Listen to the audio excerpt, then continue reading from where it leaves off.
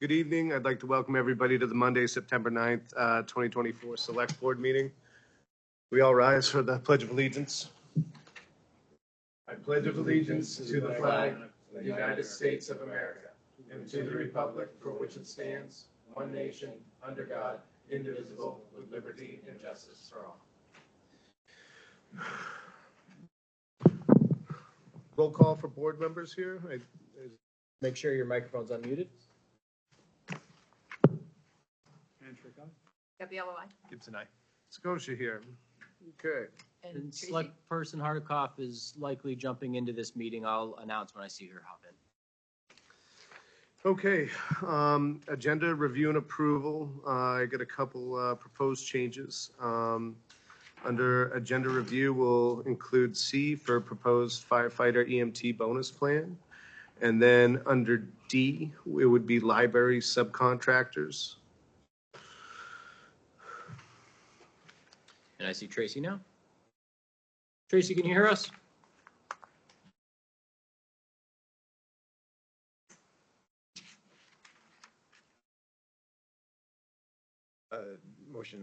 Motion to approve as amended.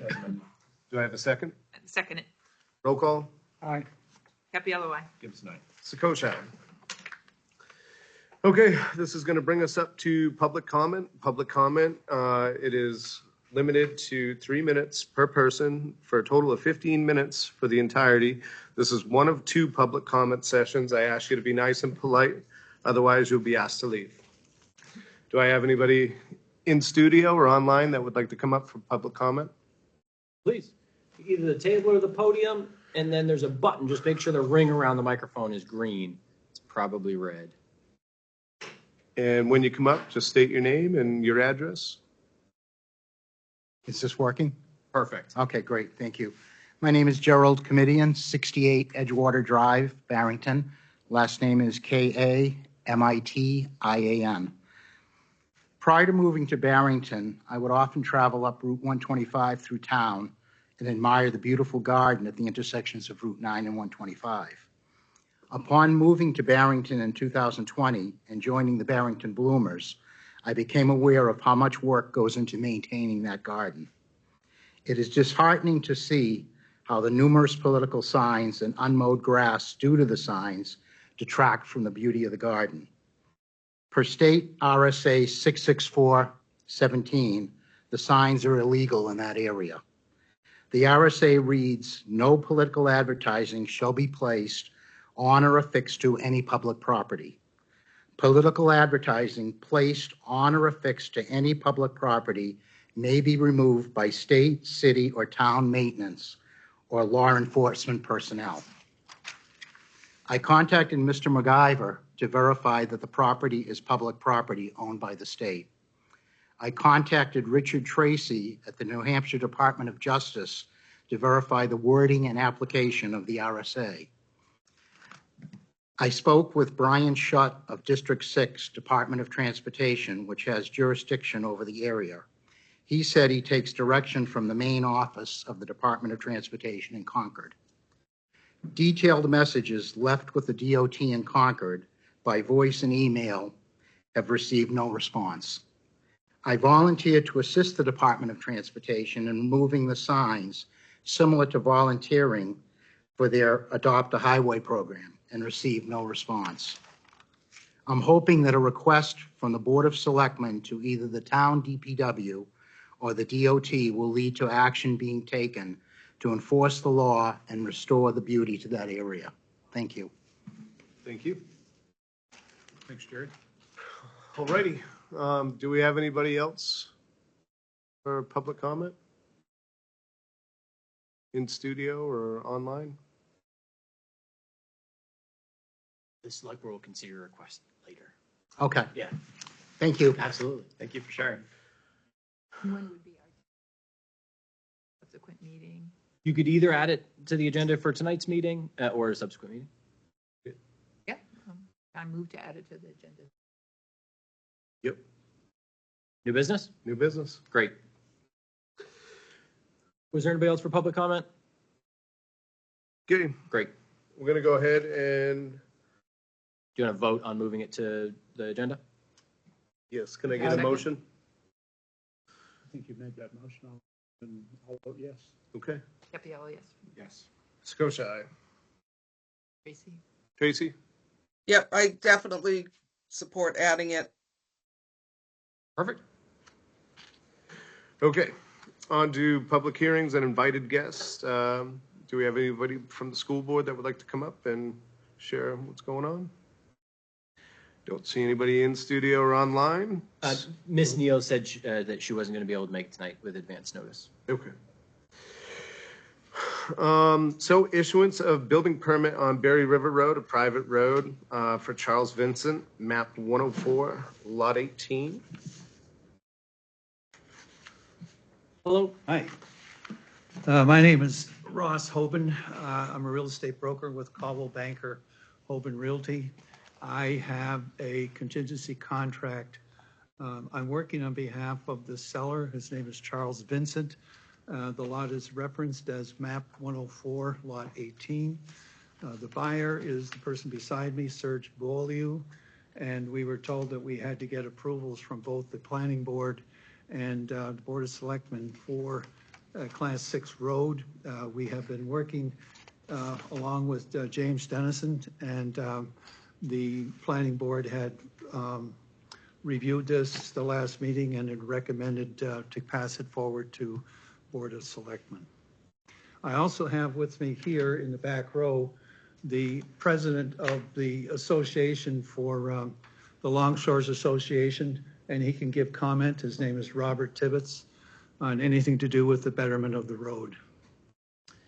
It's reviewed by the planning board and recommended for approval. The department heads also reviewed the proposal, and the comments from the road agent were that some of the improvements to the road also benefit development of the lot, which happens sometimes. The planning board wasn't concerned that the 10% investment wasn't for the betterment of the road, and there was a note from the road association in support as well. Does the board have any further questions for these gentlemen? Tracy, any questions? Like it? Do public comment?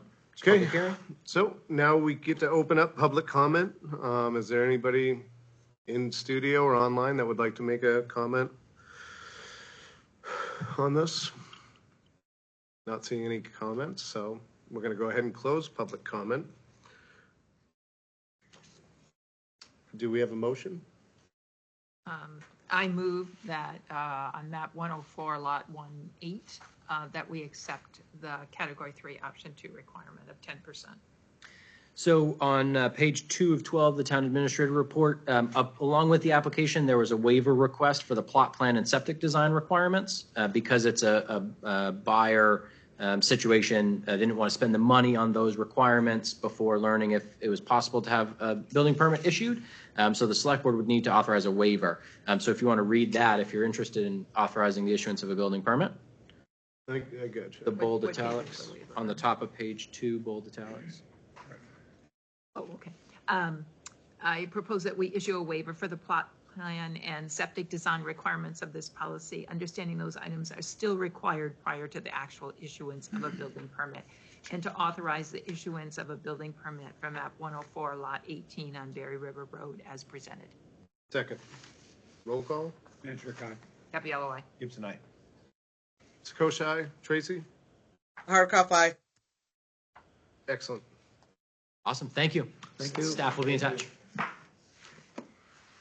Okay, next up under public guests or public hearings and invited guests, we have the issuance of a building permits on Jeria Drive, a private road for Jacob Ellis of JE Development LLC, map 260, lots 65, 70, 75, 55, and 80.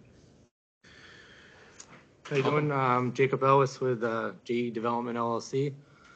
I did one application for 5 separate lots on a private road, and I'm going to bring the road to the standard of the 16 2 and 2 with 4 inches of gravel.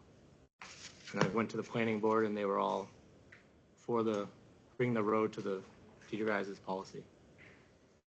As stated in the town administrator report, we will likely never see an application like this again because of the all of the nuanced details. You'll remember this was a failed subdivision that was taken from tax deed, sold at auction to Jake Ellis, and that sale came with a deed restriction that basically the property be redesigned. There were originally 23 lots, 22 buildable lots, and he has done that. He has chosen to seek approval for the front lots through the planning board, essentially a subdivision, although it went through as a lot line adjustment because he used some of the old lot lines, and then the back through the Class 6 and private road building policy to meet those requirements. This was also reviewed by staff. Staff were comfortable with bringing the road to the standards as with option 1. Comment from the fire chief on the fire code requirements and a cistern being required. It isn't the jurisdiction of the select board, but just note that that is a requirement and included in his comments. The planning board reviewed and recommended, and there's a waiver request for this one also. The policy requires the building permit application to be appended to the application for a building permit for Class 6 and private road. What Mr. Ellis is doing is he's seeking approval to have 5 buildable lots out there. I understand he may build on some of them or sell some of them as buildable lots after the road is improved. So there aren't those building permit applications aren't here. What is here is the driveway locations. So in the plan set you have in your printed copy of the application, you'll see the proposed locations of those driveways. So that's obviously important where access is going to be taken from the lots as it relates to the road improvements that are being proposed and the extent of those road improvements. You see, if you come up on the left, there will be 2 driveways to the lots on the left, and on the right, the road improvements continue to a point where the 3 lots on the right will be accessed by driveways. If you have questions about that, we can pull it up and Jake can address details. But so this would also be approving a waiver and authorizing building on those 5 lots. Yeah. After I looked at all this, there's a lot of, what's happening to the space in between those lots? Are those the ones that you're going to propose to sell? Which ones? Well, my look is that 80 and 75, and they're all separated. Yeah, so on the new print in the back corner, those lots are all merged together as Okay. one. Okay. And then, yeah. And I just was Yep. working off this piece of Oh, paper yeah. and I'm going, wow, that's a weird place. The improvements also include what the fire chief recommended with the cistern, and those are all requirements as well. No, I'm just doing your guys' requirements of the 16, 2 and 2 and the 4 inches of gravel. In the waiver. And the waiver for the building permits. So the select board doesn't have jurisdiction over implementing the fire code. The fire chief's determination and fire code requirements is that a cistern is required. So the select board has generally approved authorized the issuance of building permits with comments, including things like fire code requirements, as is done through the subdivision process. Subdivision regulations by the planning board reference the fire code. They're included as requirements, but it's still the jurisdiction of the fire chief as the authority having jurisdiction. And so the proposal is that the authorization to issue a building permit be subject to the comments from department heads, including the cistern. Can I make this as one motion? Yes. Did anybody need to see the plan and look at the lots? Are you comfortable, Dana? Yeah, before we do a motion, we got to, any other questions for Mr. Ellis? Tracy, do you have anything? I do not. And I will just mention real quick, Jim, sorry, there's conservation land as part of the subdivision, the original subdivision, and that land will need to be reconfigured in order to accomplish the proposed development up front that went through the planning board and this proposed development in the back. And Mr. Ellis has gone before the Conservation Commission and the Planning Board, and both have concurred that they're comfortable with the proposed alterations to the conservation area, but it's up to the Attorney General's office through the Charitable Trust Division. And just today, the town received 2 copies of the application to the Attorney General's office, which lays out all of the facts and the details and the justification for adjusting that conservation easement. So it's outside of the town's hands at this point. The town, through its Conservation Commission and Planning Board, has supported the application. And so we have that application on file in case anybody wants to see it. Not certainly the subject of this, but it will depend on that approval. This will only happen in this way with that approval. With that being said, and this being a public hearing, I'm going to go ahead and, Will there be the same amount of land in that, or will it Slightly more. reconfigure slightly more? Okay.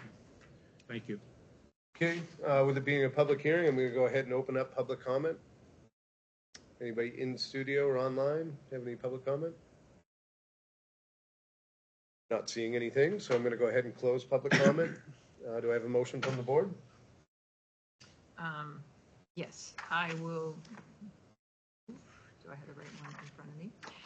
Issuing of a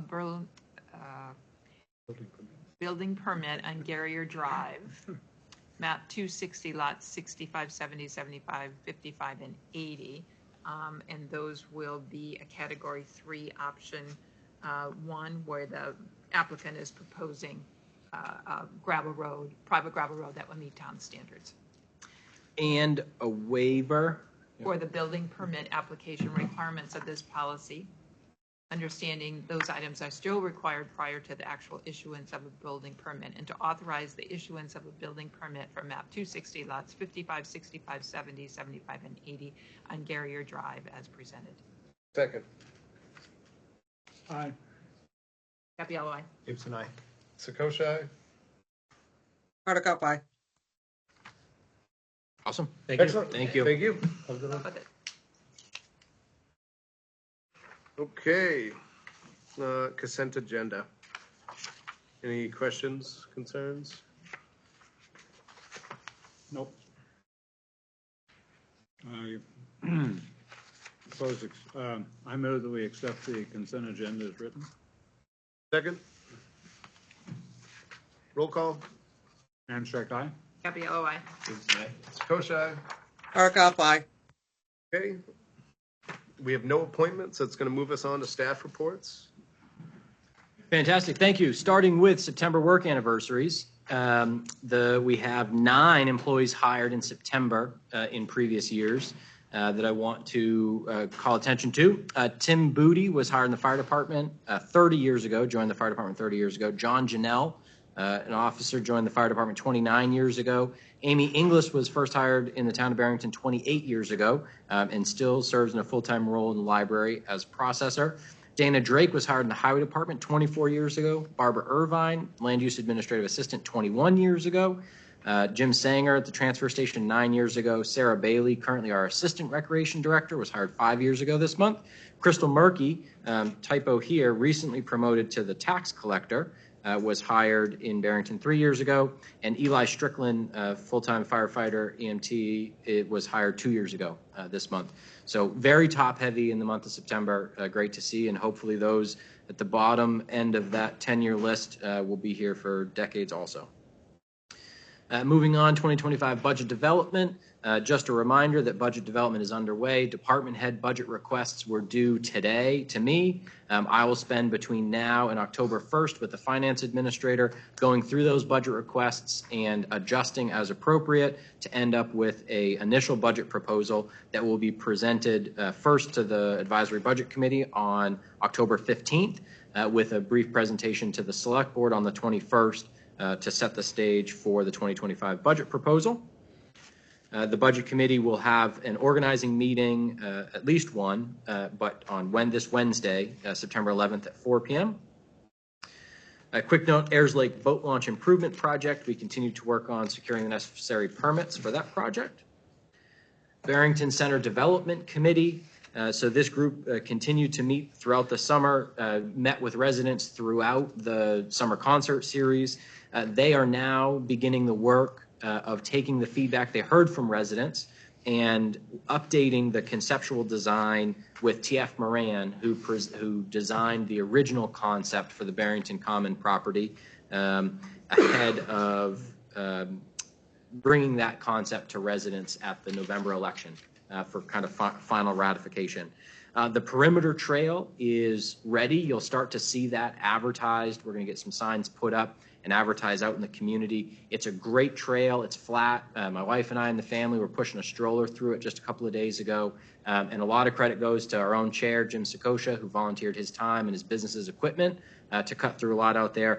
Matt Moores and a lot of his colleagues in the mountain biking world also did a lot of handwork out there with help from others. And the Barrington Center Development Committee is also working on plans for some late summer and fall programming on the property. So stay tuned. The Trail Interconnectivity Stakeholder Meeting has continued to meet. Stratford Regional Planning actually just sent a first draft of the GIS trail map, which adds in one place all of the existing trails in Barrington. So that group will begin working on editing that document to make sure it is all inclusive and make any changes that are necessary. Exemption and credit changes for the 2025 warrant. Just a reminder that in October we'll see the updated exemption and credit analysis. I have linked the most recent one in here. If you'd like to research any potential changes to our exemption and credit levels, let's start working on that now so we can get the data together to make data-driven decisions. That's something that would have to go to town meeting. Strategic planning and goals, progress, future action steps. So we've continued to make progress. Community center renovation. This is little F on page 7. The biggest news on that project is that the funding source authorized a 1-year extension to the grant terms, which means we no longer have to be fully complete by the end of August 2025. We have until August 2026. The biggest change that's going to make is now we won't have to have both the community center and the new library under construction at the same time. It was starting to look like we'd have to have an extended closure of the library in order to accommodate both schedules, and this takes the pressure off that. So good news there. Now we're working to see what the best construction schedule would be for the community center, so that information will be forthcoming. Okay, moving on. Training opportunities. I have a list of upcoming trainings. The big one I'll point out is the Budget and Finance Workshop, which is coming up in 2 sessions in September. The second one is also has a virtual option.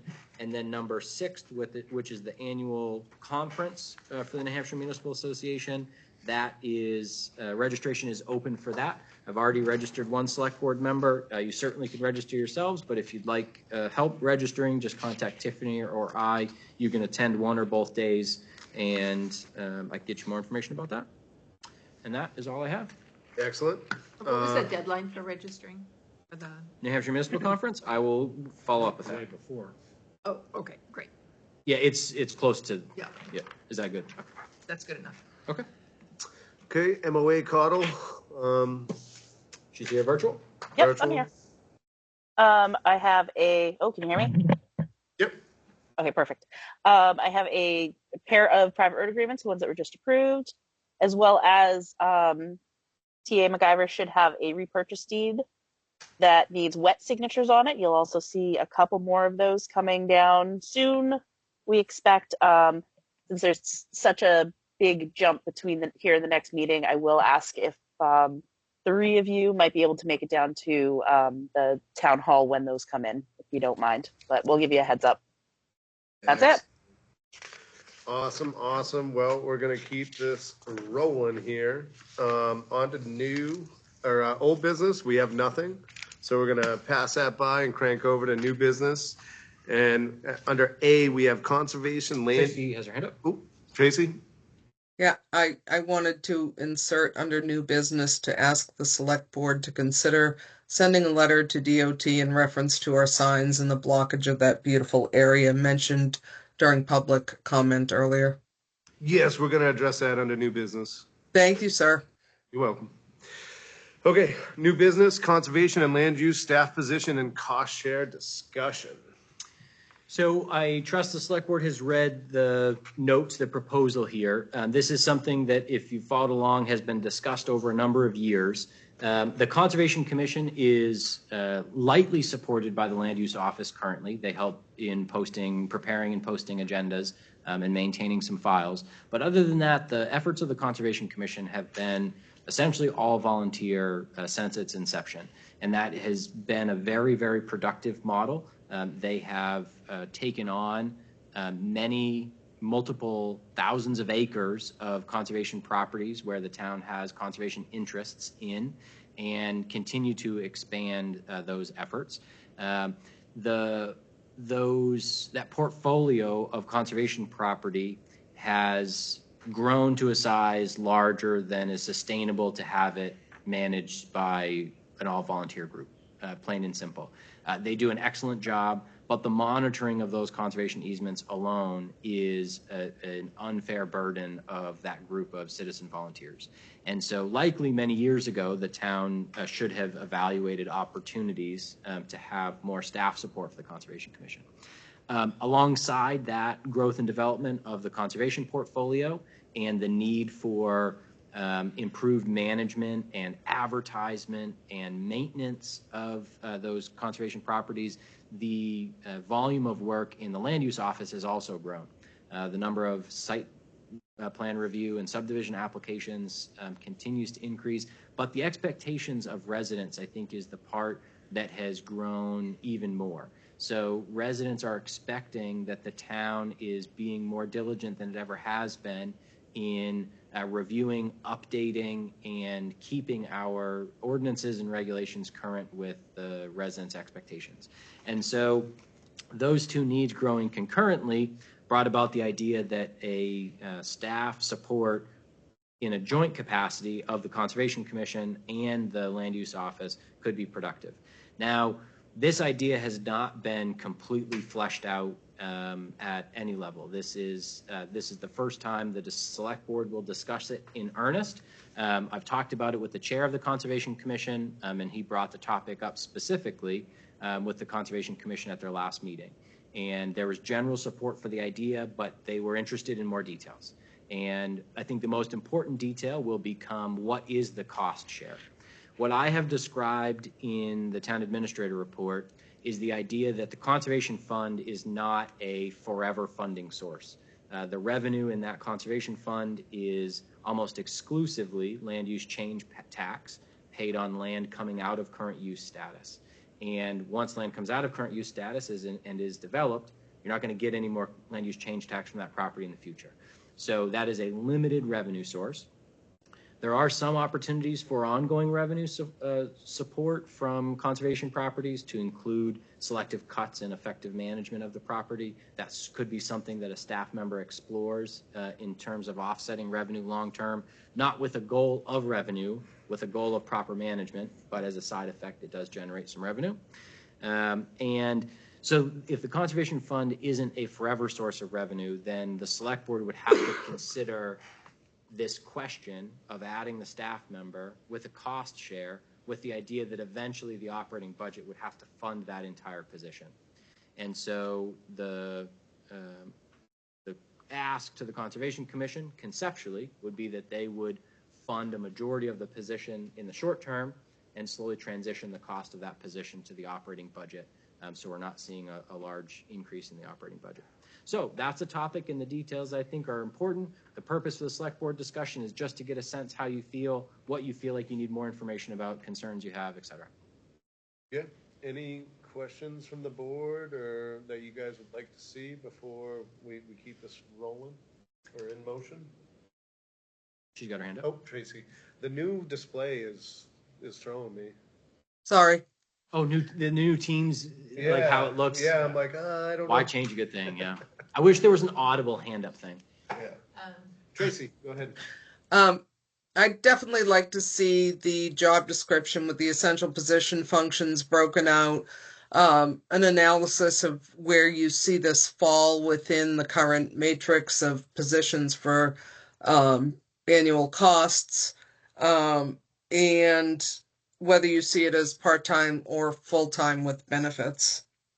Absolutely. That was exactly right. Any further discussion or questions from the board? When you put someone in this kind of position too, then there's opportunity for them to pursue grant funding and things that can also offset the costs. And so I know in the Energy Committee, we've discussed similar positions for the town that someone that would oversee energy and efficiencies, and other towns have done that. And given examples where that position has become 100% funded by external funding. So. Excellent point. Good idea.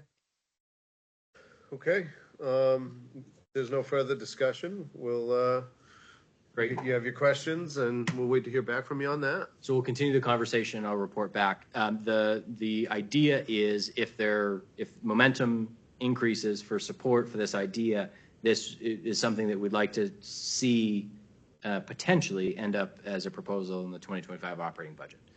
So over the next coming months, hopefully we'll discuss it more in detail with the information the select board's looking for.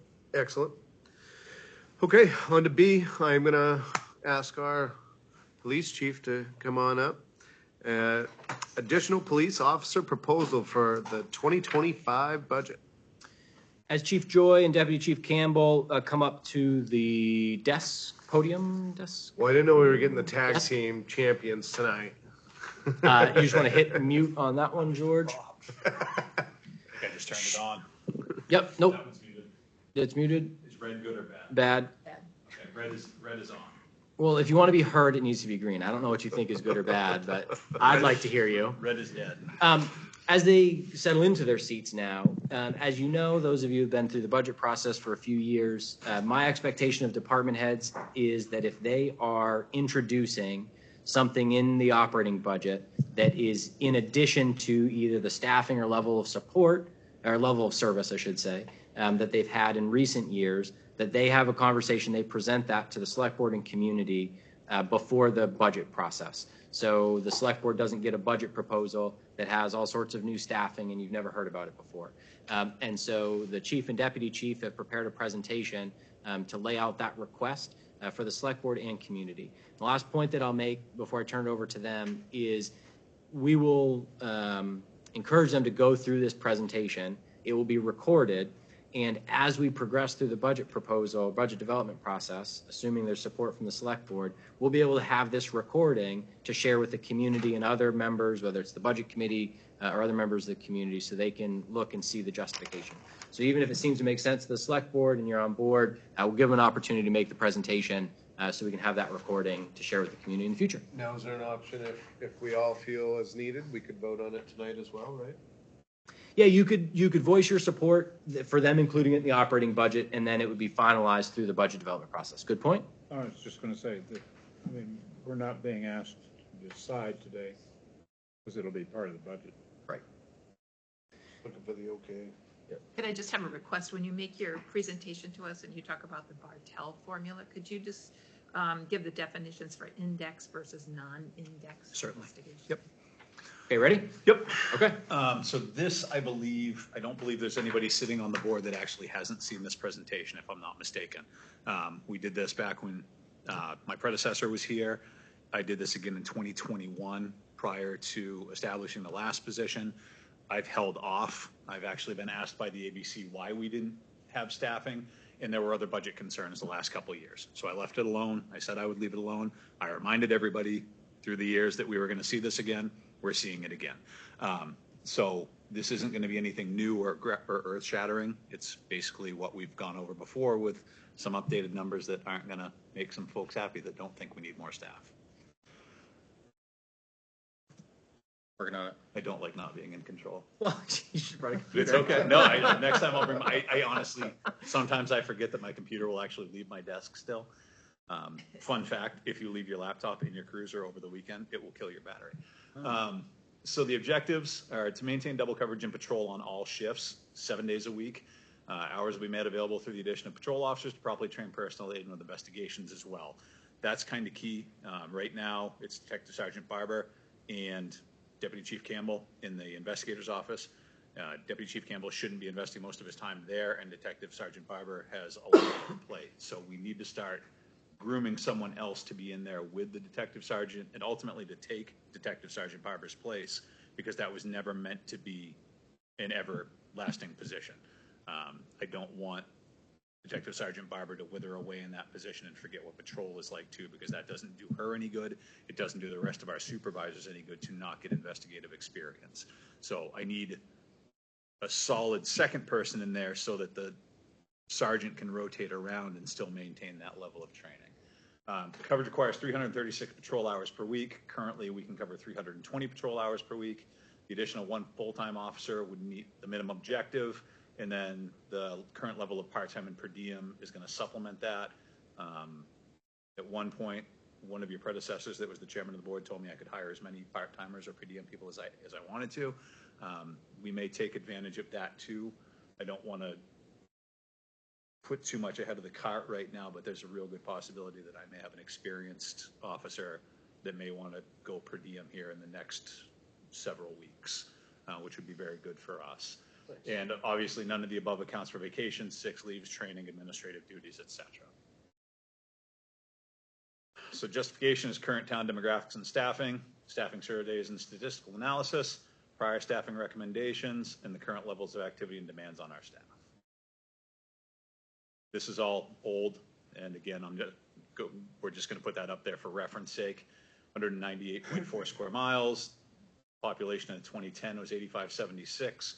We're using 9326 as of the 2020 census. We all know it's higher than that now because of the building in town and the major state routes through town. Environmental staff, chief, deputy chief, 2 patrol supervisors, Sergeant Baker and Sergeant Libby, 1 detective, Sergeant Barber, and we're going to use 7.75 patrol officers. I consider Scott Young about a 50%, and then our per diem officer is kind of another quarter at best. So we're going to go with 12.75. And just to clarify that point and the point about hiring as many part-time and per diem staff as he wants, he prepares a budget which has a dollar amount available to fund part-time and per diem staffing. As a full-time equivalent, there's enough funding in the budget for about 3/4 of an FTE.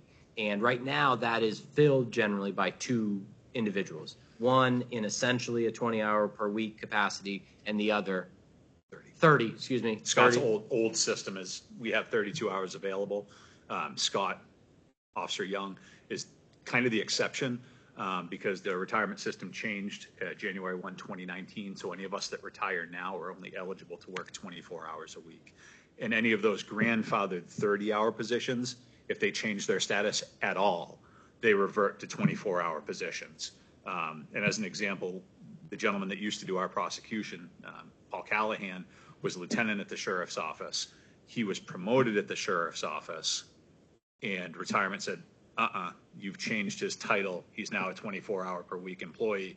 So Lieutenant Callahan reverted back to being an LT so that he could keep his 32-hour week status rather than cutting back to 24.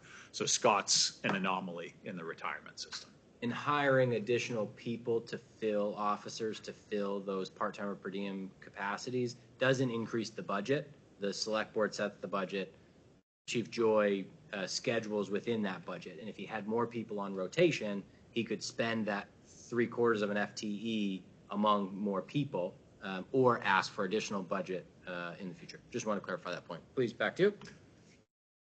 So this is the officer trends. Through 02, we had 7.5, 05, 8.5, 08, 9.5, 18, 10.5. We went a long time there. You can see a decade with no increase.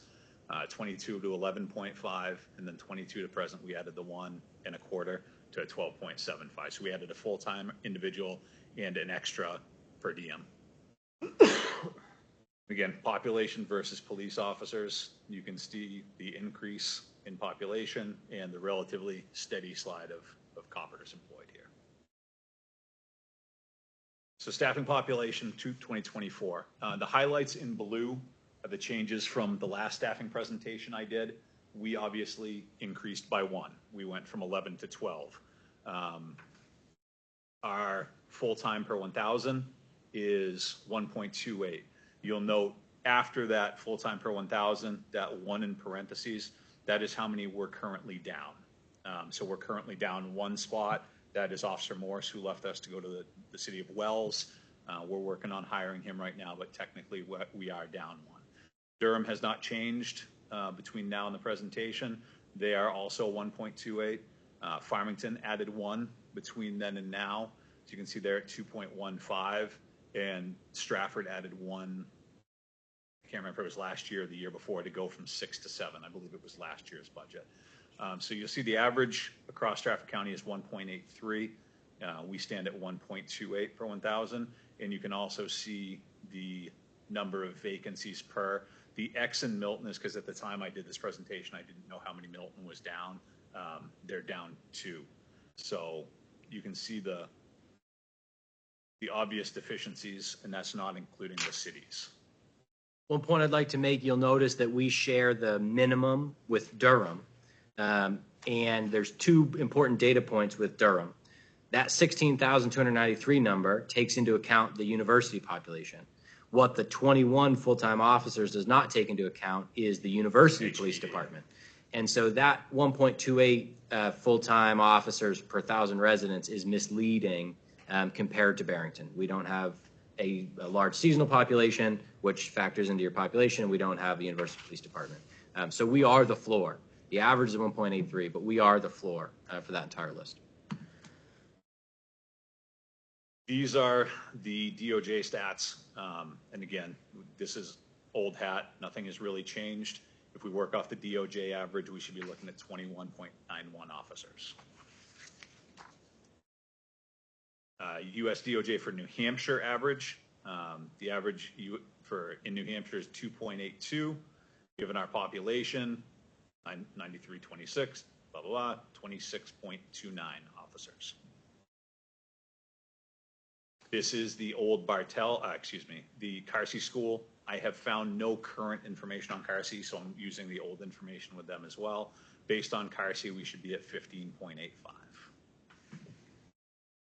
Now, the Bartell formula is specific to Barrington. Everything else has been generic and averages, nationwide and localized.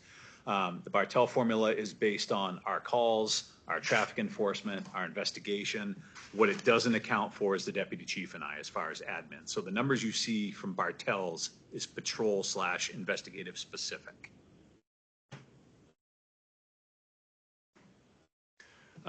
You can see the difference in statistics. About 3,000 increases calls for service. Obviously, motor vehicle stops have gone up. So index and non-index. The index-related crimes are the serious ones. Arson, sexual assaults, serious crimes against people, burglary, robbery, all of those. Non-index crimes are the lessers, criminal trespasses, disorderly conducts, criminal threatenings, et cetera, et cetera.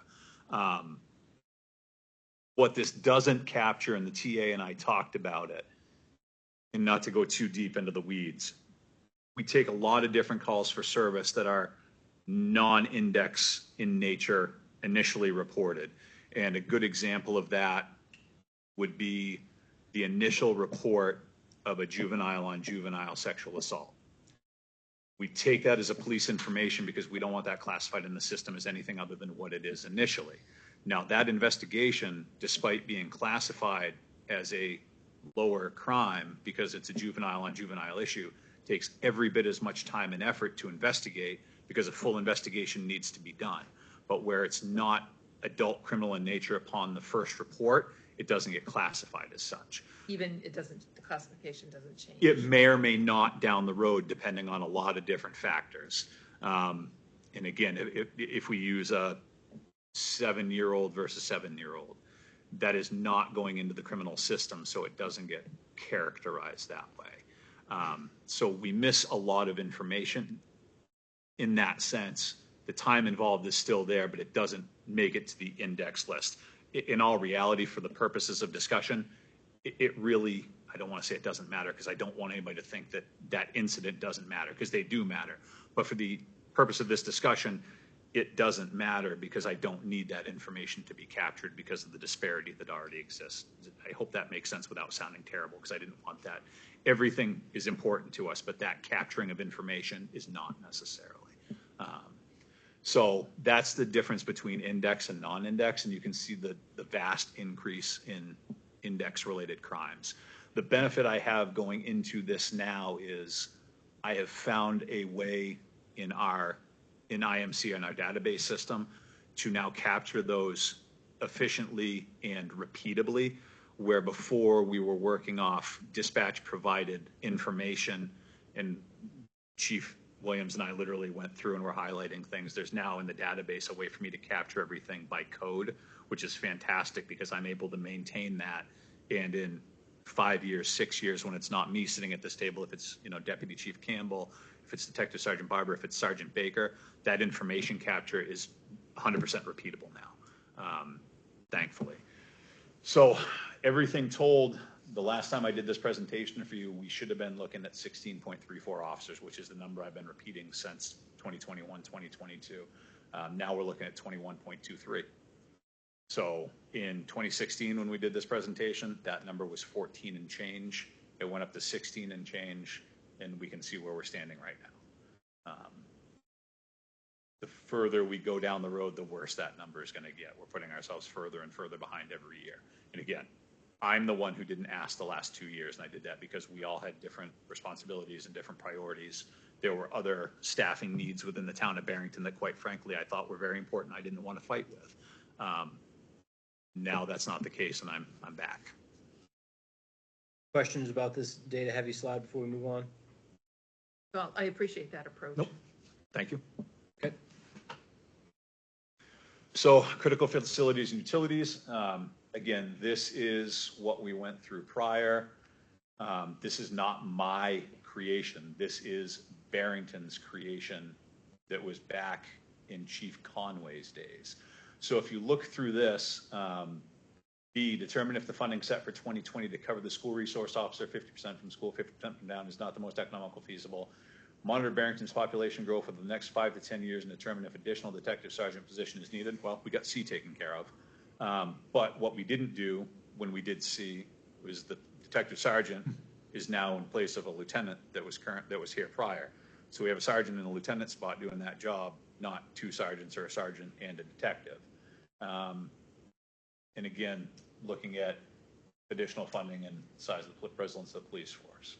Not my creation. I pulled this from information in the Wayback Machine. So even back then, they were looking at 2020 numbers and knowing that we had to grow the department. And correct me if I'm wrong, but this is from the capital improvement program of the time, right? Correct. Yep. Yep. And they were looking at 16 back then. So calls and staff impact, again, this is very repetitive from before. Single unit response eliminates use of force options. If George Joy shows up to a suicidal suspect that has a knife, I have one option in that call, and that is my firearm. I can create distance, I can create space, I can use my cruiser for cover, I can do whatever I can do, but the appropriate response to a knife call is a firearm. By adding additional units to that call, George Joy can have a firearm and Deputy Chief Campbell can have a taser out and hopefully use that taser to mitigate that circumstance. When we add another unit to that, now we can distract and 2 guys can have tasers and we can have a lethal force backup.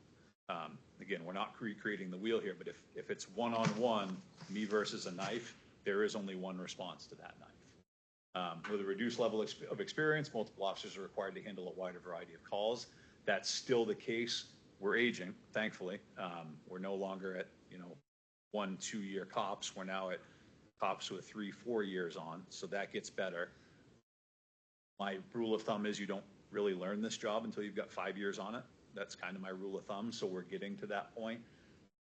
We've got a good supervisory staff with Detective Sergeant Barber, Sergeant Baker, and Sergeant Libby, so those phone calls are getting answered without necessarily having to go to the chief of police asking for advice, and then my sergeants are good about calling me when they need advice about the advice that they've given.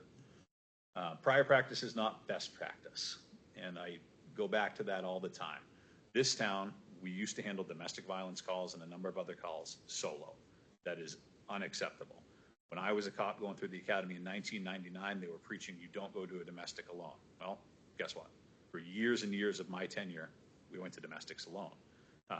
Tonight, after midnight, John Sardina may be going to a domestic alone because that's when my second unit is going in tonight. So if Officer Sardina's out, Stratford has gone in. If it's on that side of town, it's going to be a long, long time before Lee gets there. You can't not go to a domestic because we're waiting for Lee.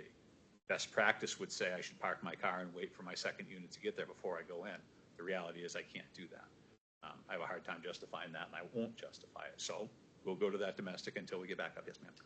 So in the past, I know you've discussed using mental health providers with police, and I think Stratford County was looking at that because Barrington couldn't sustain that on its own. Can you give us any update on that?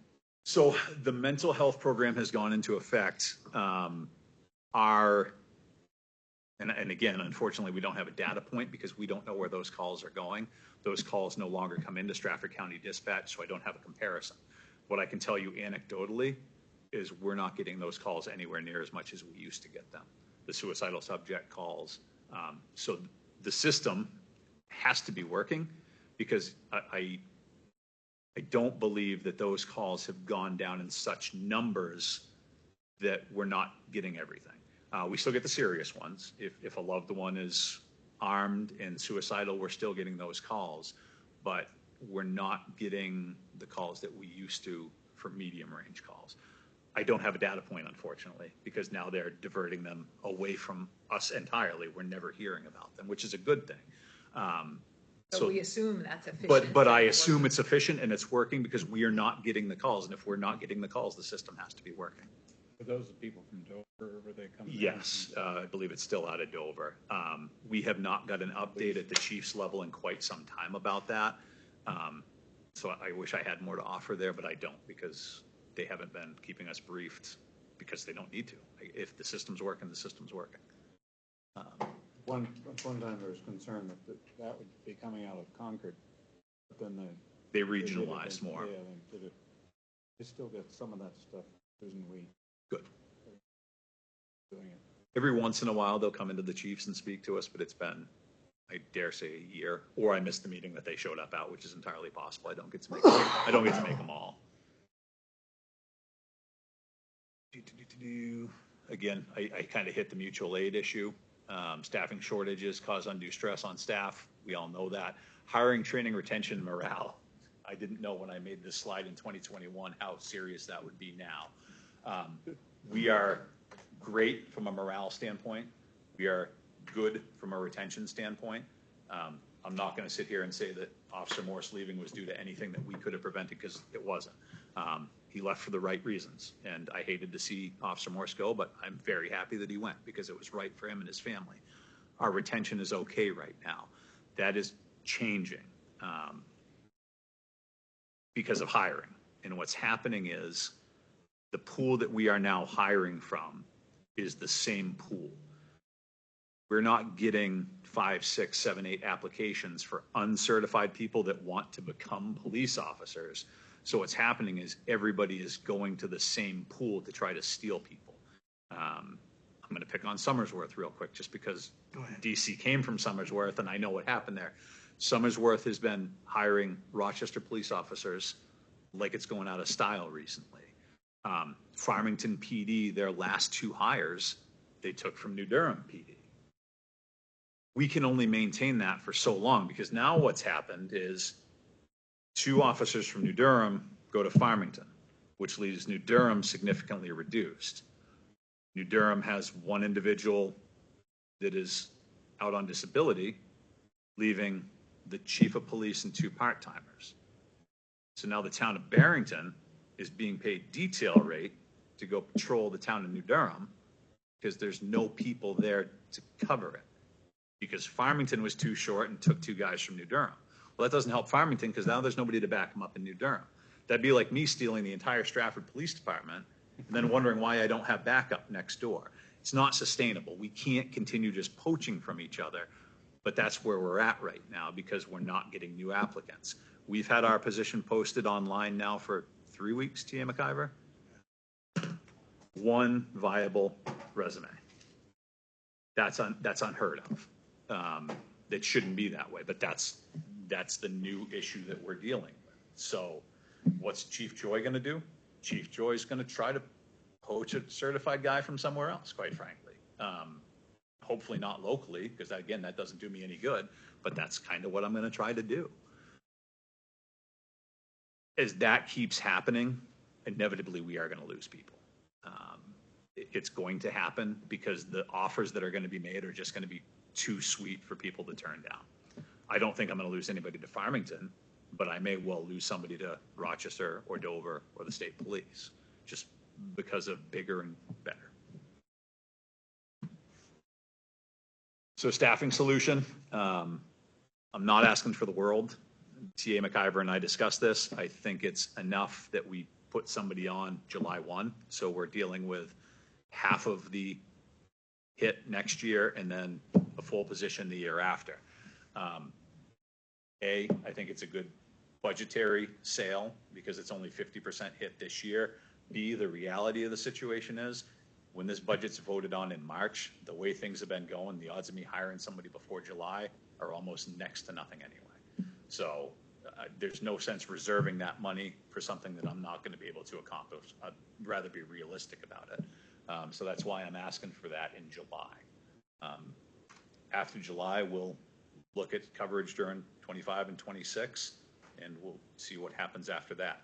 Again, the minimum you saw from Carsey was 16.25. 20 was the number. I'm asking to go to 13. So we're still well shy of where we need to be. My staff would like me to sit in front of you and ask you for 2 or 3 positions. I don't think that's realistic, so you're seeing me ask for 1. There are the numbers. We budgeted based on somebody with 3 years experience. That's me being very, very, very optimistic.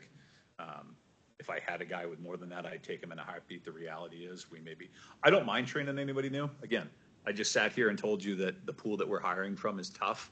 I'm not going to be the chief that's going to turn down a new guy. I don't mind that.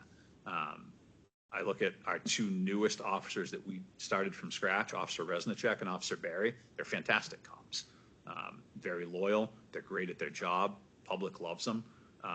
Last week, I just got a letter about Officer Resnicek and how wonderful he was on a motor vehicle stop. You don't often get those on motor vehicle stops.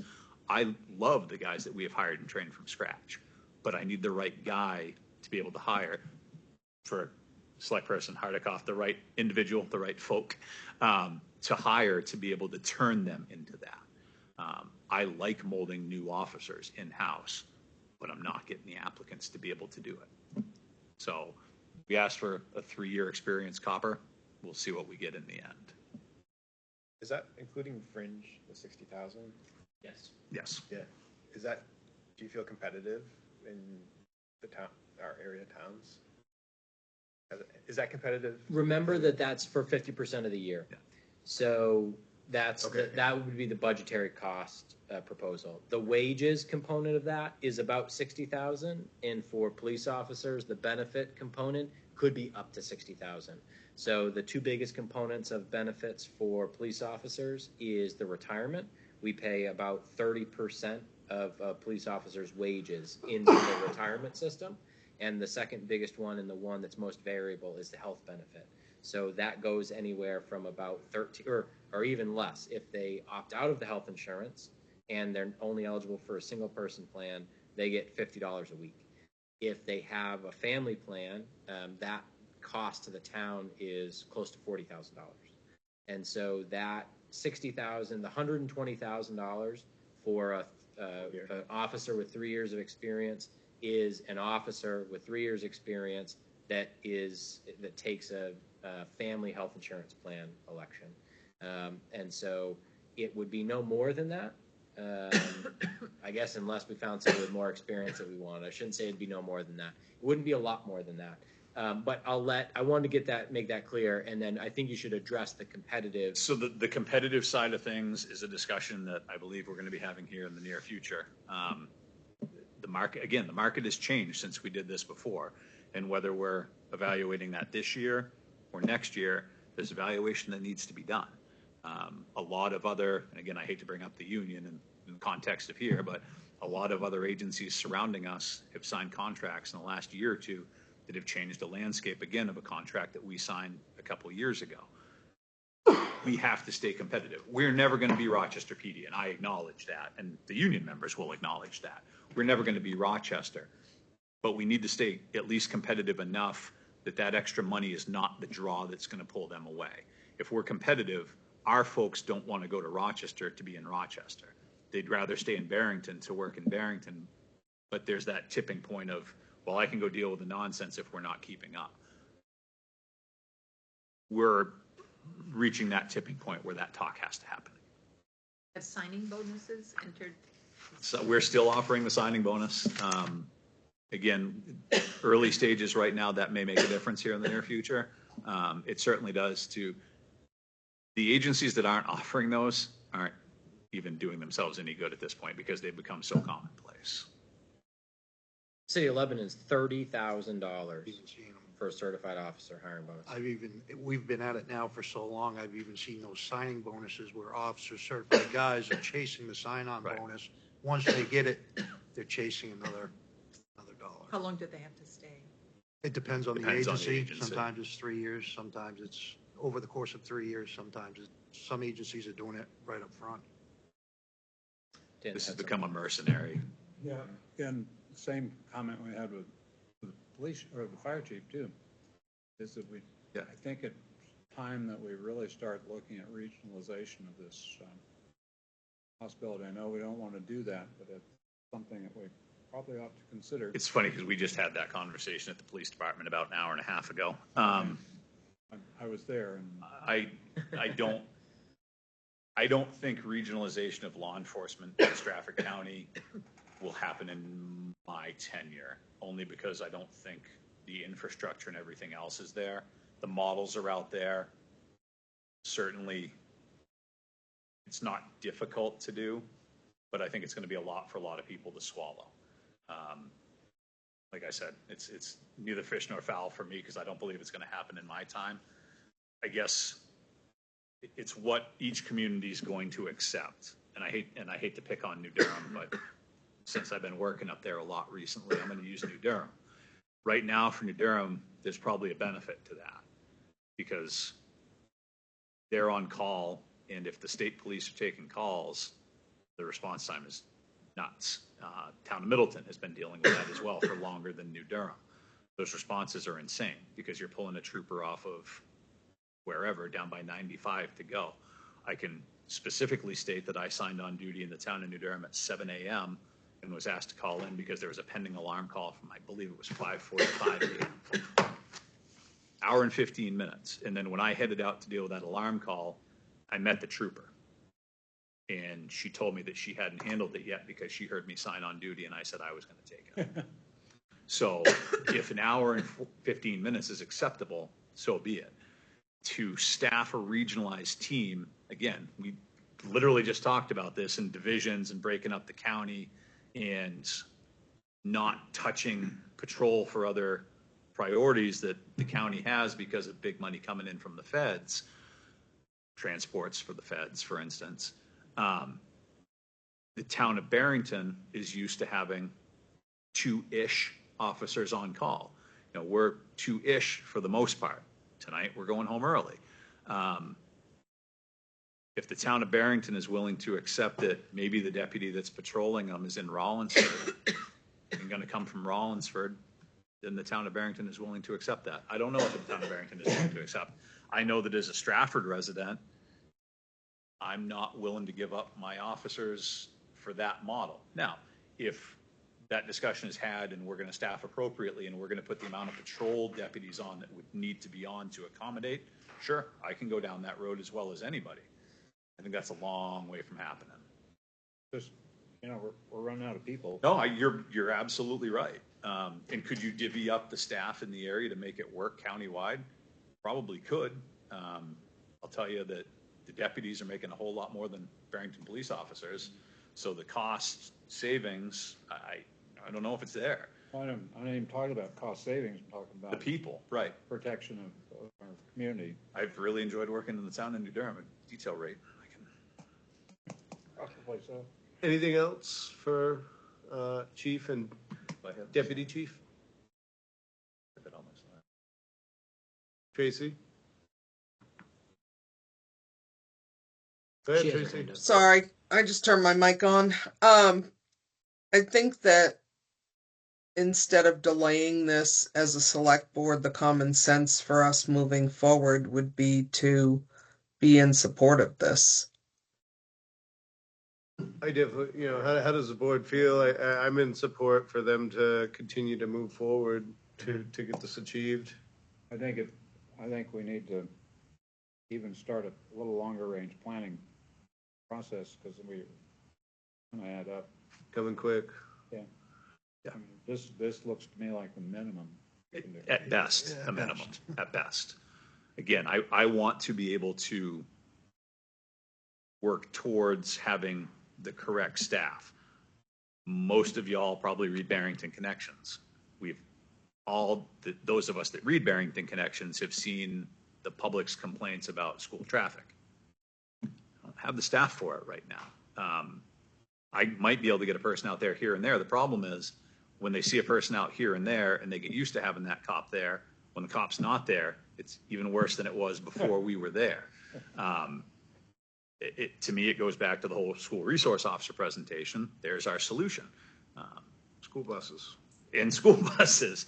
You know, and what I don't want to see happen is this 50% officer that I'm budgeting for. I don't want to see that get jumped on as, well, if they're already budgeting for 50%, not that I think that the school board is going to jump before this budget year anyway and come up with 50% for a school resource officer and we'll call it good, because it's not calling it good. That's setting us back to where we are right now. We need to have this conversation for both. I firmly believe that we still need an SRO. I firmly believe that we need more patrol officers. I firmly believe that of those people that I'm adding into patrol, I need to be able to put into the detective's office so they're getting the experience they need there. I have one young officer right now who's been fantastic about saying, hey, chief, this really interests me. I really liked doing the crime scene boot camp that you sent me to. Can I go to this? Yeah, sure.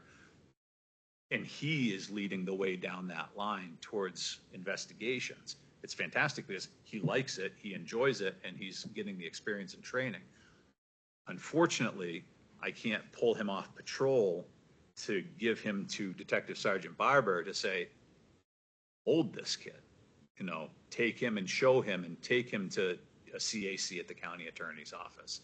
I can't pull him off to patrol to give to DC Campbell to say, hey, take this kid and go show him the ins and outs of really fuming a crime scene, really fingerprinting a crime scene, because we're doing patrol.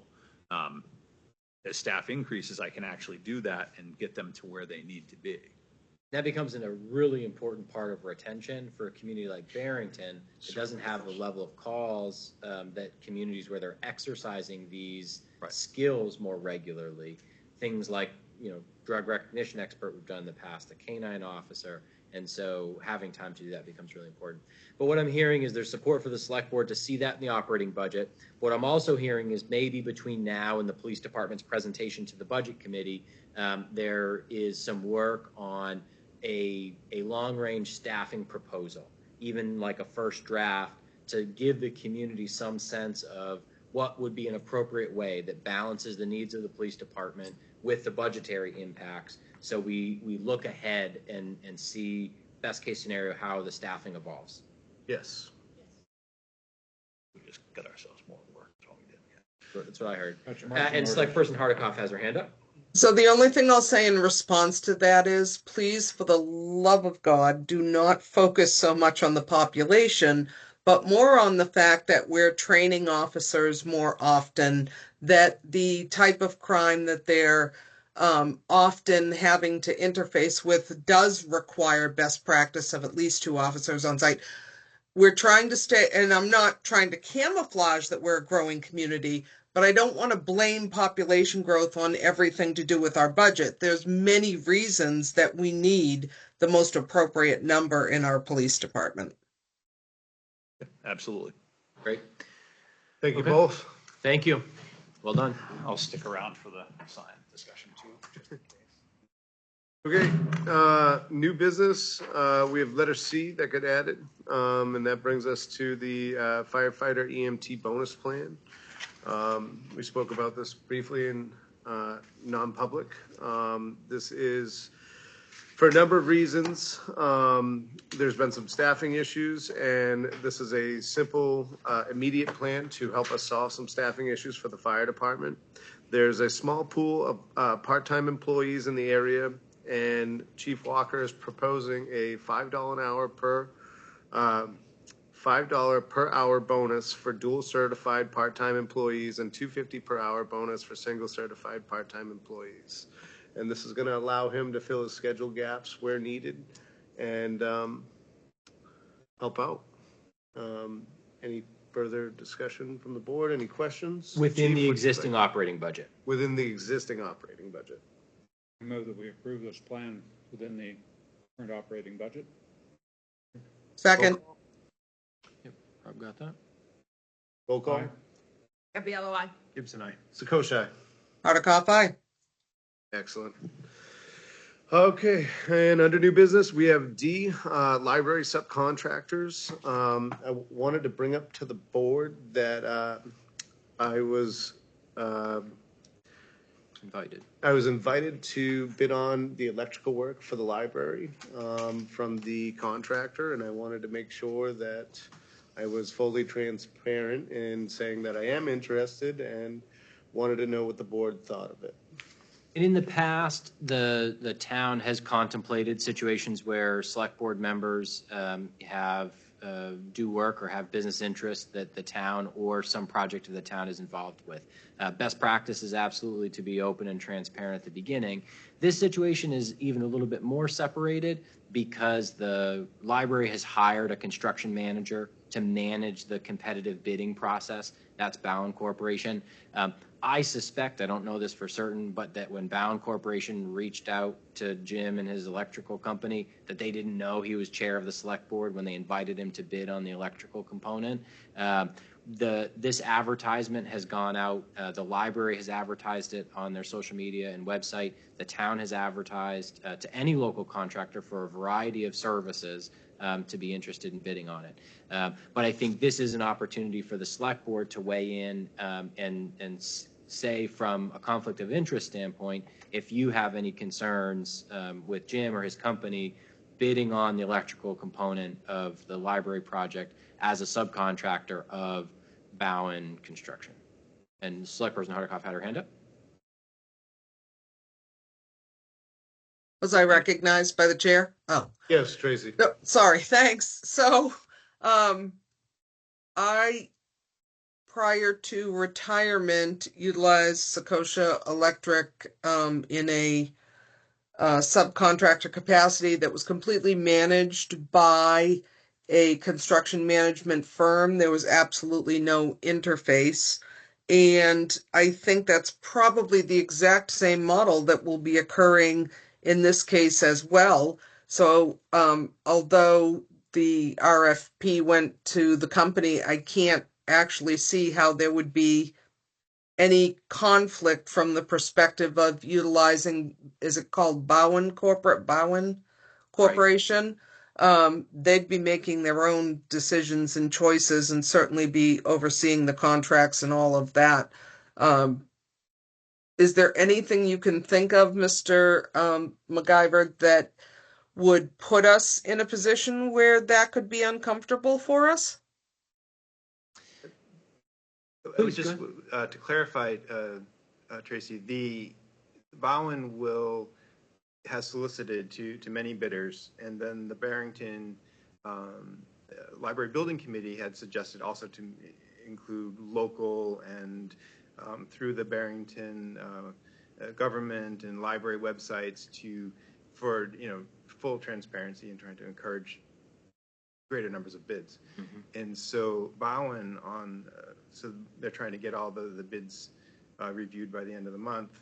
Then October 10th, they're going to present their bids to the Barrington Building Committee. Mm-hmm. And they'll give a range of, here are our top three. Here, we think this one's probably the best of the three for each of the different disciplines. So the Barrington Building Committee will ultimately be weighing in with Bowen on approval. Yeah, so I guess that's a little bit different. I guess it wasn't clear to me what level of involvement the building committee would have on subcontractor selection. Is it structured where the building committee is making the selection or just an opportunity for them to have input? I believe, as I recall, they're making the selection, but I mean, they're really going on Bowen's expertise and recommendations. So I don't foresee there being a change from what Bowen is picking. Yep. And so Tracy, to answer your question, so assuming that Sakosha Electric submits a proposal for the electrical and is selected and does work for that project, He'd have to be listed as an associated party through our audit. The auditor will give special care to that component of the financial review.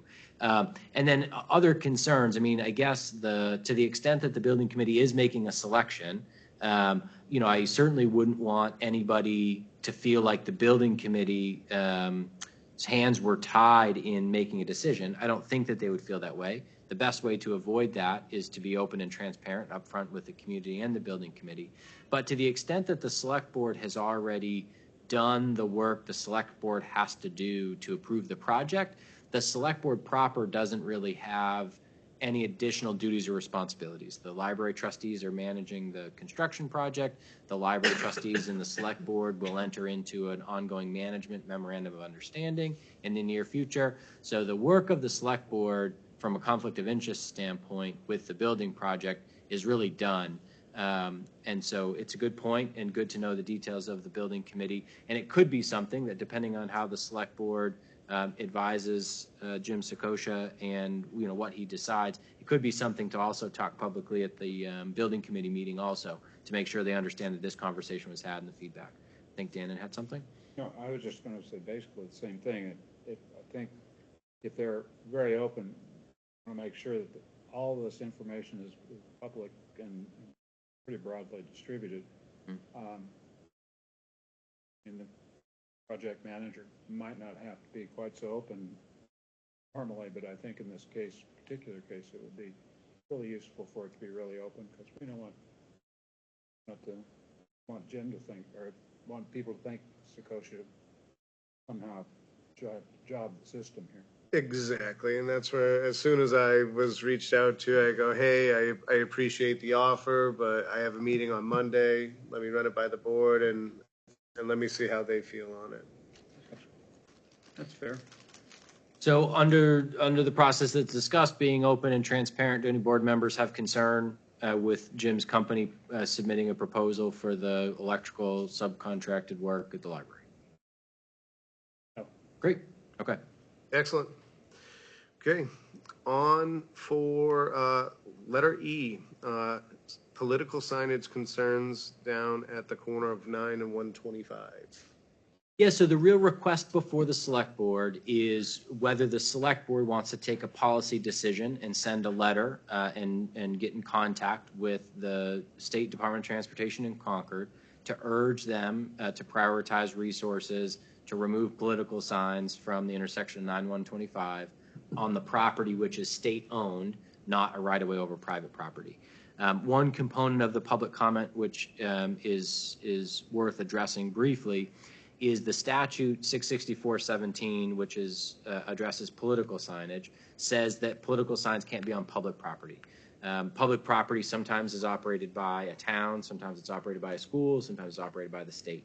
And that statute goes on to say, list what entities can remove the political signage.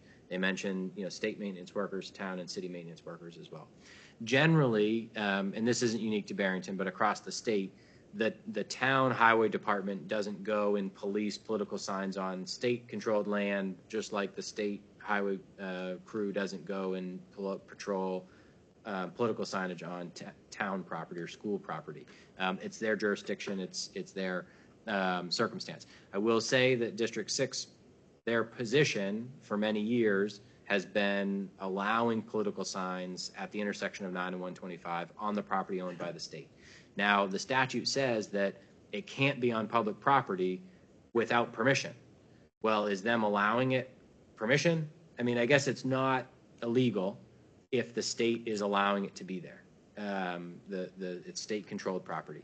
Now, that said, and to the main point of the public comment, which is if their position is that they're allowing them there, not prioritizing the resources, the select board can go on record and say, government entity to government entity, we'd like you to consider reprioritizing your resources and enforcing the rules which you're able to enforce, which allows you to remove those political signs from the intersection for that purpose.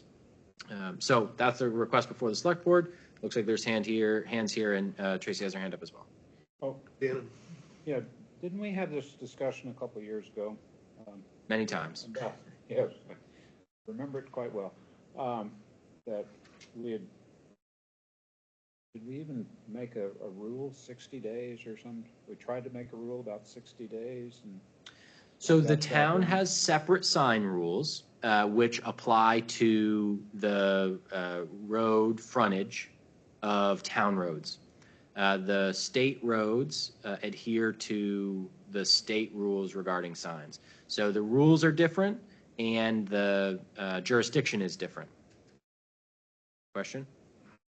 What are the unintended consequences? We kind of like to see some signs on occasion, pancake breakfast, things that promote community and things like that. And so if we say no, can you say only certain types of signs versus all signs, or? So I have only had one conversation specifically with District 6 since this political cycle started. And the state rules for signs are nuanced, but in general, there is no allowance for any non-political signs in the state right-of-way, period. There is allowance for political signs under certain criteria. So when this political cycle started and issues were brought to District 6 attention for signs at the intersection of 9 and 125, District 6 went down and removed all of the non-political signs from the intersection. And they could do that at any time. I saw on the bank corner for a while there's been a sign advertising plant sale. That is not allowed per state law. The sign that just went up advertising the yard sale, that is not allowed at any time. The Bloomers sign thanking the donors was not allowed. The Department of Transportation was notified of a potential violation. They had it removed. The sign advertising the public safety open house that was down there was not allowed. So to the point of unintended consequences, yes, I absolutely expect that if the select board takes this position and tells the Department of Transportation, hey, it's important to us that these signs aren't cluttering the intersection, that they would reasonably not draw a distinction between some signs and other signs. And so whether they have or would dispatch the resources to do that on an ongoing basis is another question. But no entity, the town or the state, should get into a situation where they're looking at a sign, reading what's on it, and deciding whether or not they're taking it down or not. That's a direct violation of the Reed Supreme Court decision of content-based regulation. Tracy, I see you, but I want to be, just logical here and point out a couple of things. It's obviously we're talking about 9 and 125, so it's controlled, right? It's not this one, this intersection, and that intersection. It's one intersection.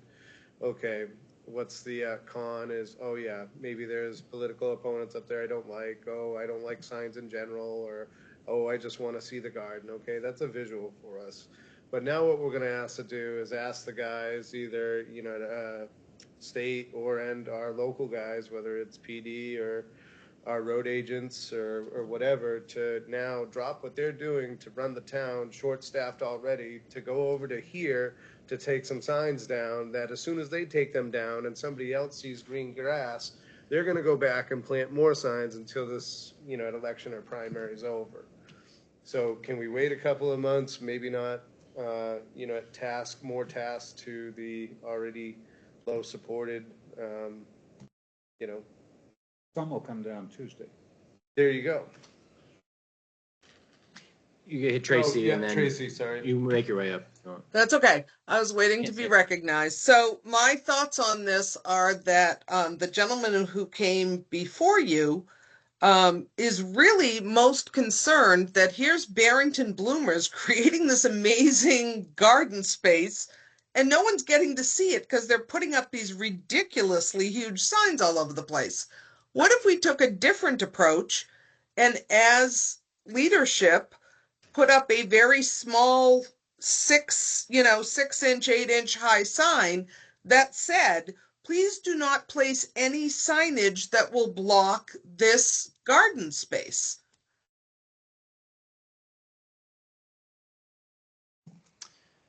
That sign wouldn't be consistent with state law. Well, we'd have to ask DOT for permission to do it, and then it would be Not- consistent. They would not give it to us. I would see it the same as, okay, there's a trash pile, so I can't see the flowers behind it, but there's still gonna be trash below the rock wall. So, I mean, this year was just insane. Like it wasn't like a sign. It was like billboards that were canvas all over the place, blocking all the view in the most gorgeous blooming time we could imagine. And I understand why residents are frustrated by it. I think to Select Person Gibson's point, I think it also bears keeping in mind that as far as unintended consequences, that there is no specific permission for that garden to even exist on that property. I thought there And- was. No, none.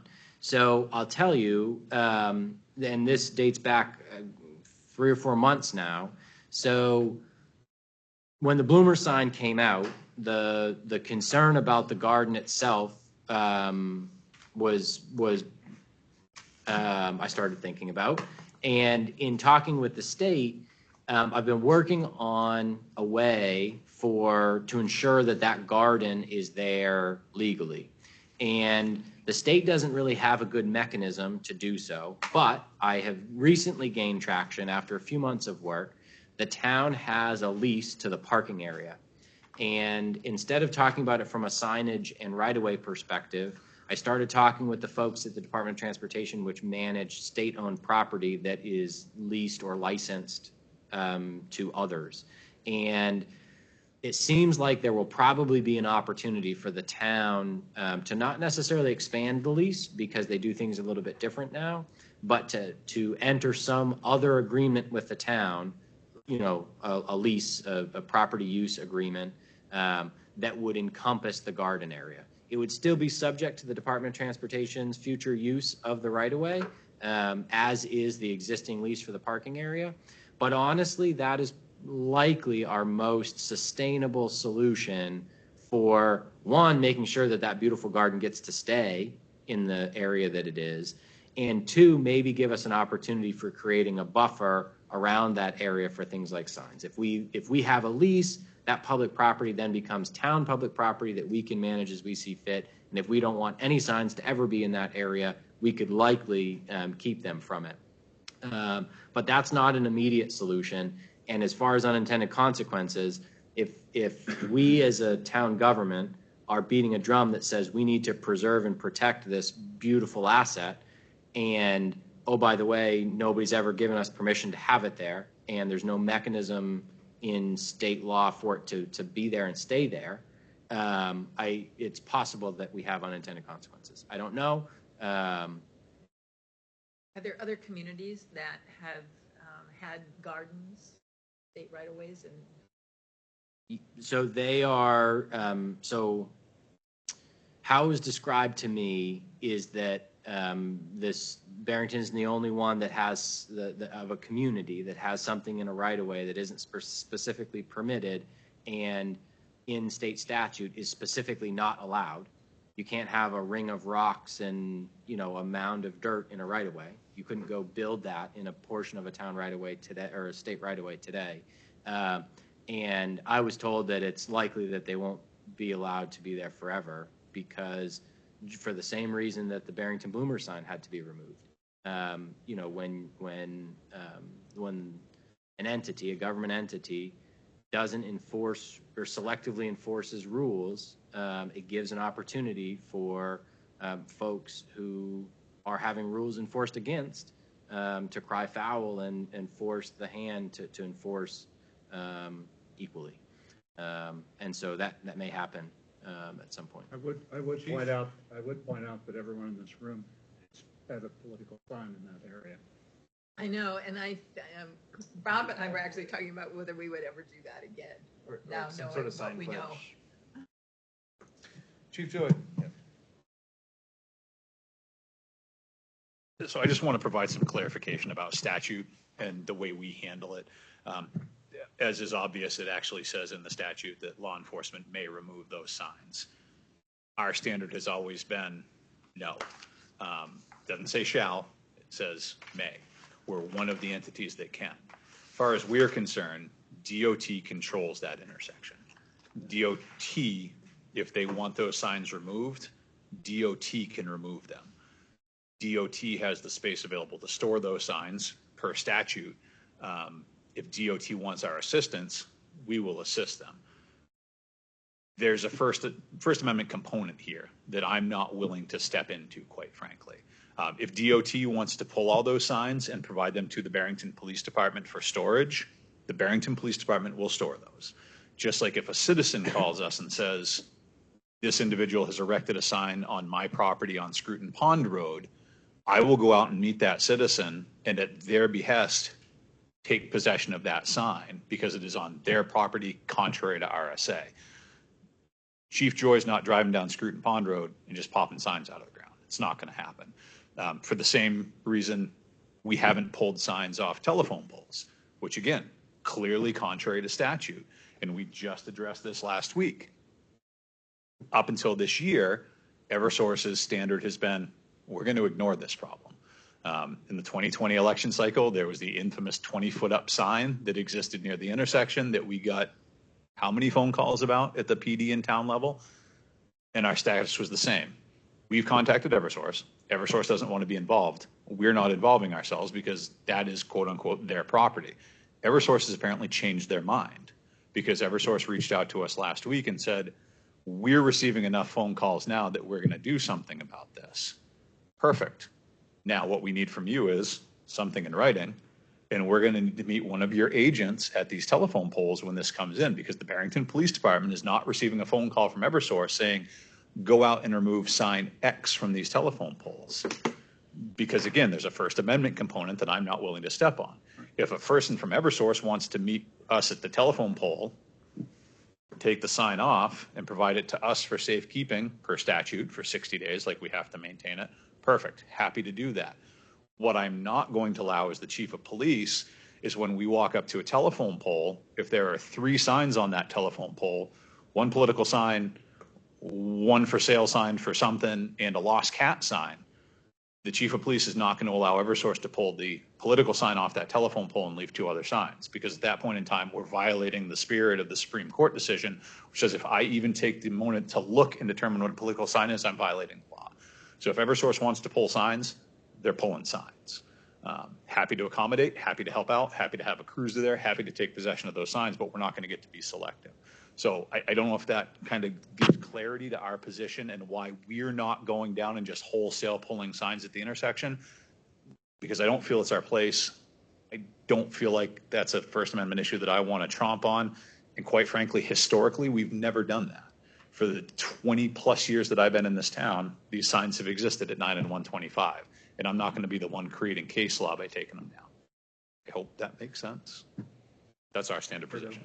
Here's an idea, which I guess is an iteration of what Select Person Hardikoff mentioned. So, you know, if there was a way for the Select Board to put on record, not point the finger at the state and say, this is an important problem to us, you need to take care of it, because they would likely call the Highway Department or the Police Department and say, your Select Board cares so much about this, if they care so much about it, we give you permission to take them down yourselves, which the Select Board could certainly contemplate that impact and, you know, make a decision about that. But Select Person Hardikoff's point, I think, was if we just put on record that the town cares about this, we care about that garden, we'd like people not to, you know, muddy up the view of the garden. We could also, at the Select Board's direction, reach out to the local political committees and or candidates and say, hey, look, the Select Board has received concerns from residents about political signs obstructing the view of the garden, which takes a lot of time of citizen volunteers to establish and maintain.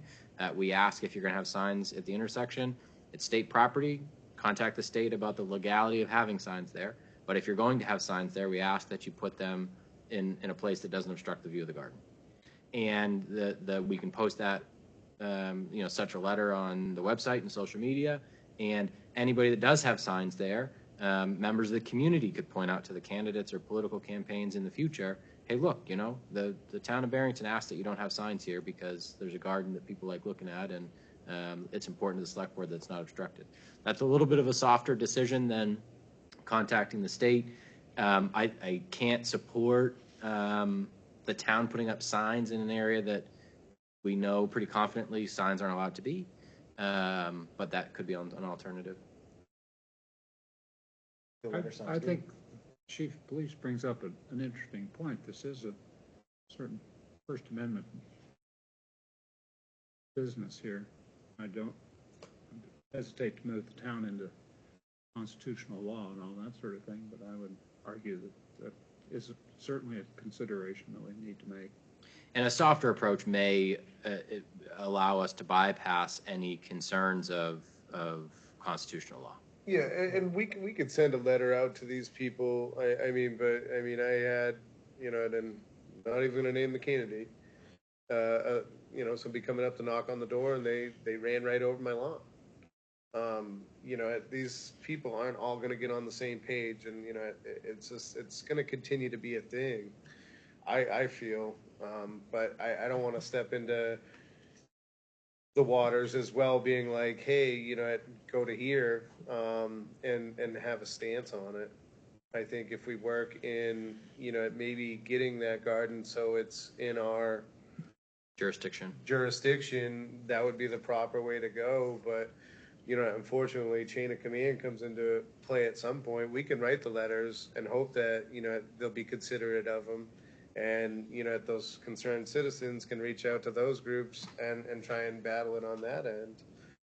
But, we're less than, summer coming out tomorrow, and then we're going to be close to 50 days before the major election, and then it's going to be all over. Here's the problem, though. It's not going to be all over, right? Because there are signs at that intersection year round. I don't think that there has been a single day since I've lived in Barrington for 6 years that there hasn't been a sign on some quadrant of that intersection. Not a political sign, always. Yeah. And this is where the First Amendment issue comes in. If the town is going to, which I know that we're not, it doesn't seem like we're contemplating that right now, but if the town is going to take the issue on itself, it is either all or nothing. It isn't once there's 11 signs, it's a problem, which is the issue now, right? The issue now is the volume of signs. But you can't say the 11th sign is the problem.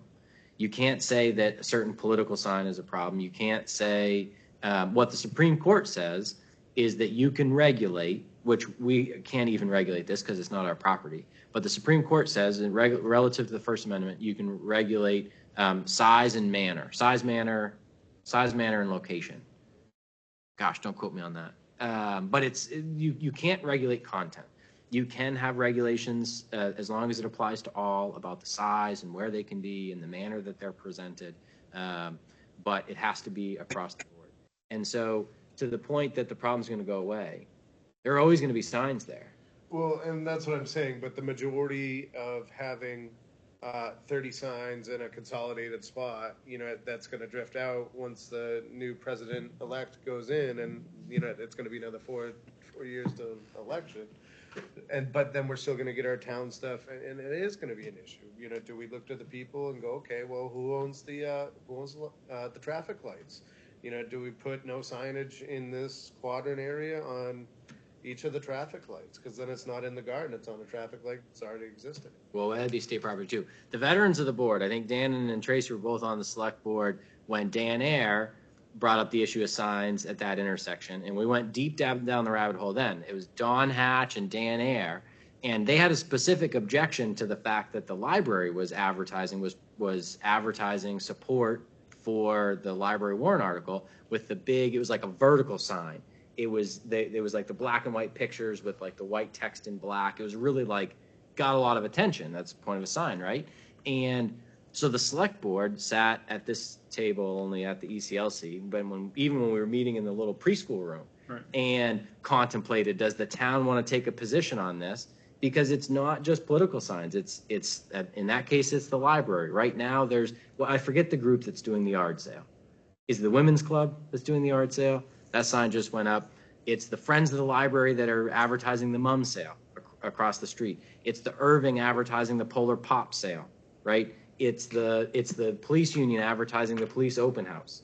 And so it's all or nothing. And I mean, the select board has contemplated this topic many times in the past. I don't know a perfect answer. Like I said, I think there's some sustainability in trying to get the state to license us the rights to a larger geographic area there.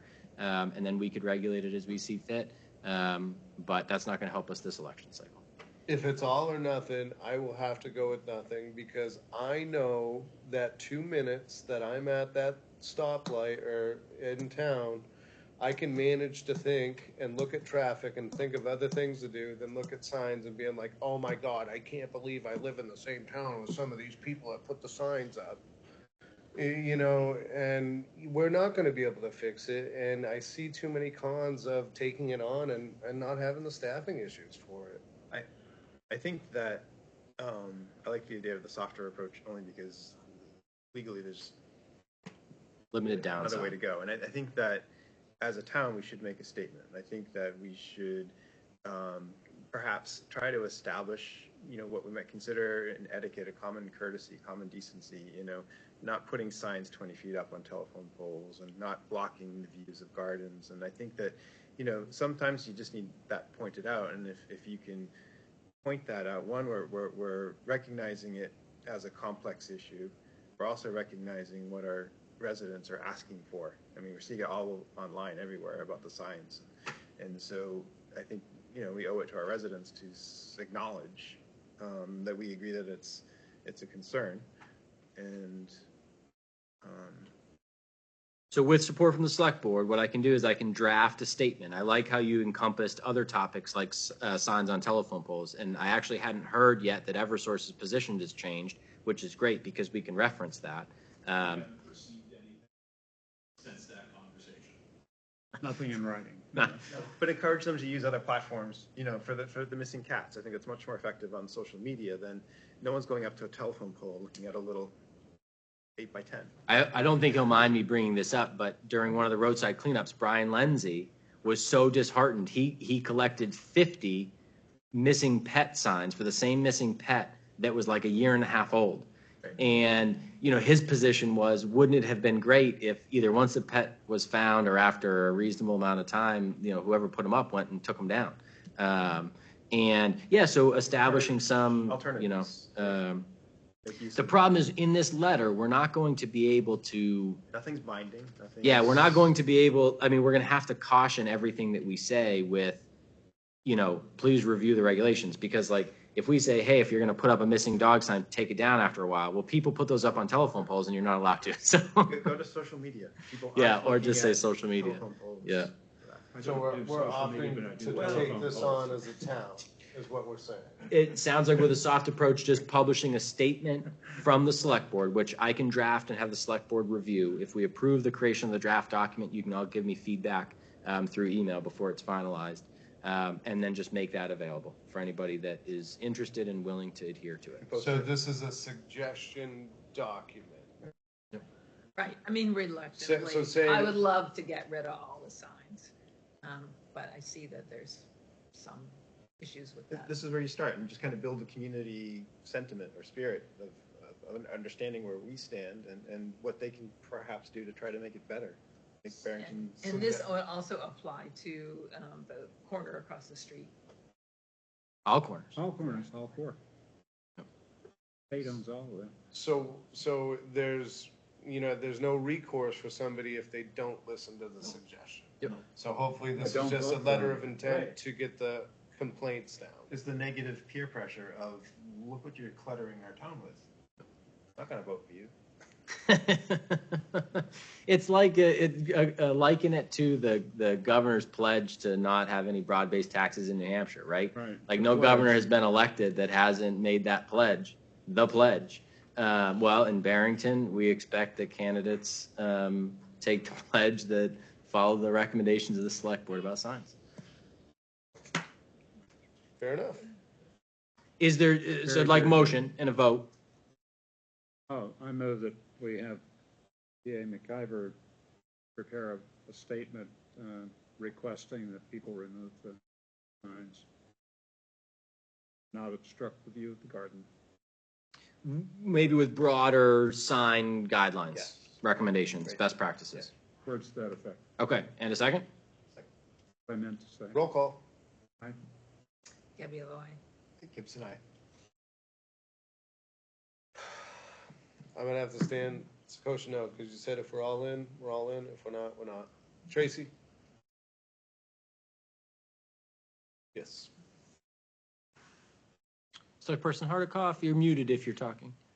Oh, so I voted in favor of doing the soft letter, but I'd like the courtesy approach where we indicate, please be mindful that signs that you do post or have considered posting may be blocking the beautiful natural assets contained in that intersection.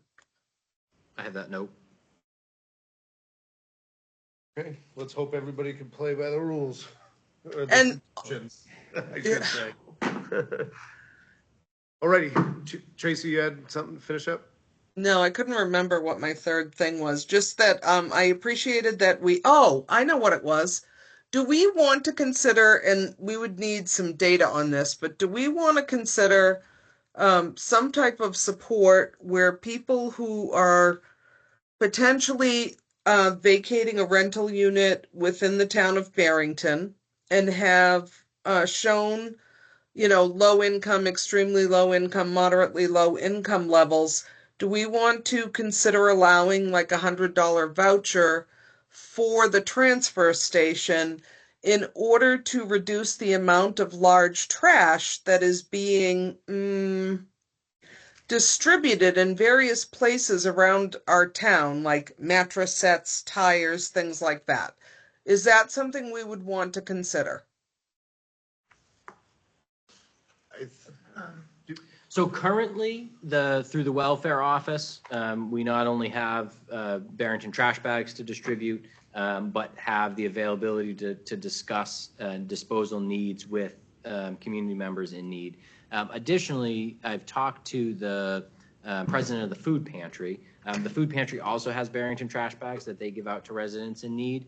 And I mentioned also the idea that the town's willingness to support residents in need for disposal needs other than municipal solid waste, like bulky waste, that we're more than happy to accommodate, the need that exists. I think what Select Person Hardikoff is suggesting is that we kind of formalize that practice in some way, which we could certainly explore if the Select Board's interested.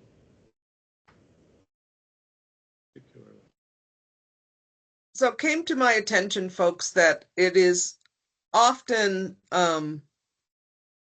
large, bulky items that are ending up on these Class 6 roads, and it's certain areas where it's happening repeatedly. And if there's anything we can do to offset that and have the items end up properly disposed of, long term, I think it saves this beautiful sprawling town from having a lot of junk collected on rural Class 6 roads. So the voucher program would be to actually prevent this from happening, doesn't address. Yeah, and I can't speak to how many prosecutions have had to take place for illegal dumping, but apparently, and I don't know this to be factual or not, but I was told by a resident that lives on a Class 6 road that it was residents of the town of Barrington that had done the dumping. And so if it allows us opportunity to reduce that from happening, maybe it's something we consider formalizing. I think where, that's kind of hard to monitor, I guess, maybe. I mean, maybe there's only a limited few that take up participation in some of the programs that we have. But, who's to say if somebody has a hard month at work and maybe they don't get a bunch of work, but hey, we had a new mattress on order. But, since I'm not, a part of the welfare program, I can't go in and get a voucher. How's that fair that this guy gets to do it? I think it just can get messy. And I think if there's people out on those Class 6 roads, game cameras are pretty affordable right now. And if you got $20, $30, put one out there. Get them on tape, get them on camera, get the license plate, and report it to our PD. The benefit of the welfare office and the food pantry is those are both need-based programs, and so they evaluate. They have a properly established system to identify need and provide services based on that need. And so that, how it works now is needs-based. I think maybe your point is maybe some people don't qualify for that needs-based and well, and then you get they got their toys and I don't have mine, but I want toys too. So I just think that can leave up some room for, misled interpretation by others of saying, hey. Tracy, I think litter is obviously a problem, but for large, bulky item disposal, how widespread do you think this is? We've had an instance recently, but I'm not personally seeing lots of large, bulky items out on roads. It's always hard for me to tell whether it's for free or if somebody dumped it. So a lot of times people think about like at the end of their driveway. right, Yeah. and they don't put a free sign on it. But I don't know. Tracy, Is I'm the just- police chief still there? Yes. Can he speak to how many times he's had to prosecute illegal dumping? The comment was a handful. Is that a Okay, handful so over this your tenure isn't in department? necessary then. Okay. A handful in years was the comment. Okay. So I'm all sounds for it. like we don't need to formalize it. We have a program in place for it, and good to know. I'm not gonna repeat everything you say all night. You thought you were going home early tonight. So just for clarification purposes, the difference, and when you say prosecution, I use prosecution because that's just the way my mind clicks. We've investigated more illegal dumpings than we have prosecuted, because a lot of times it's just somebody bringing a truckload of garbage to the Green Hill entrance to the Green Hill pit and dumping it, or having something wind up in X and dealing with that. The times when we actually have evidence enough to do a good investigation are slim to none. There are a couple of spots in town where folks have set up game cameras and have very good game cameras on that end of a Class 6 road. So we're able to get decent pictures, have a vehicle description, have a description of an individual, and do an investigation.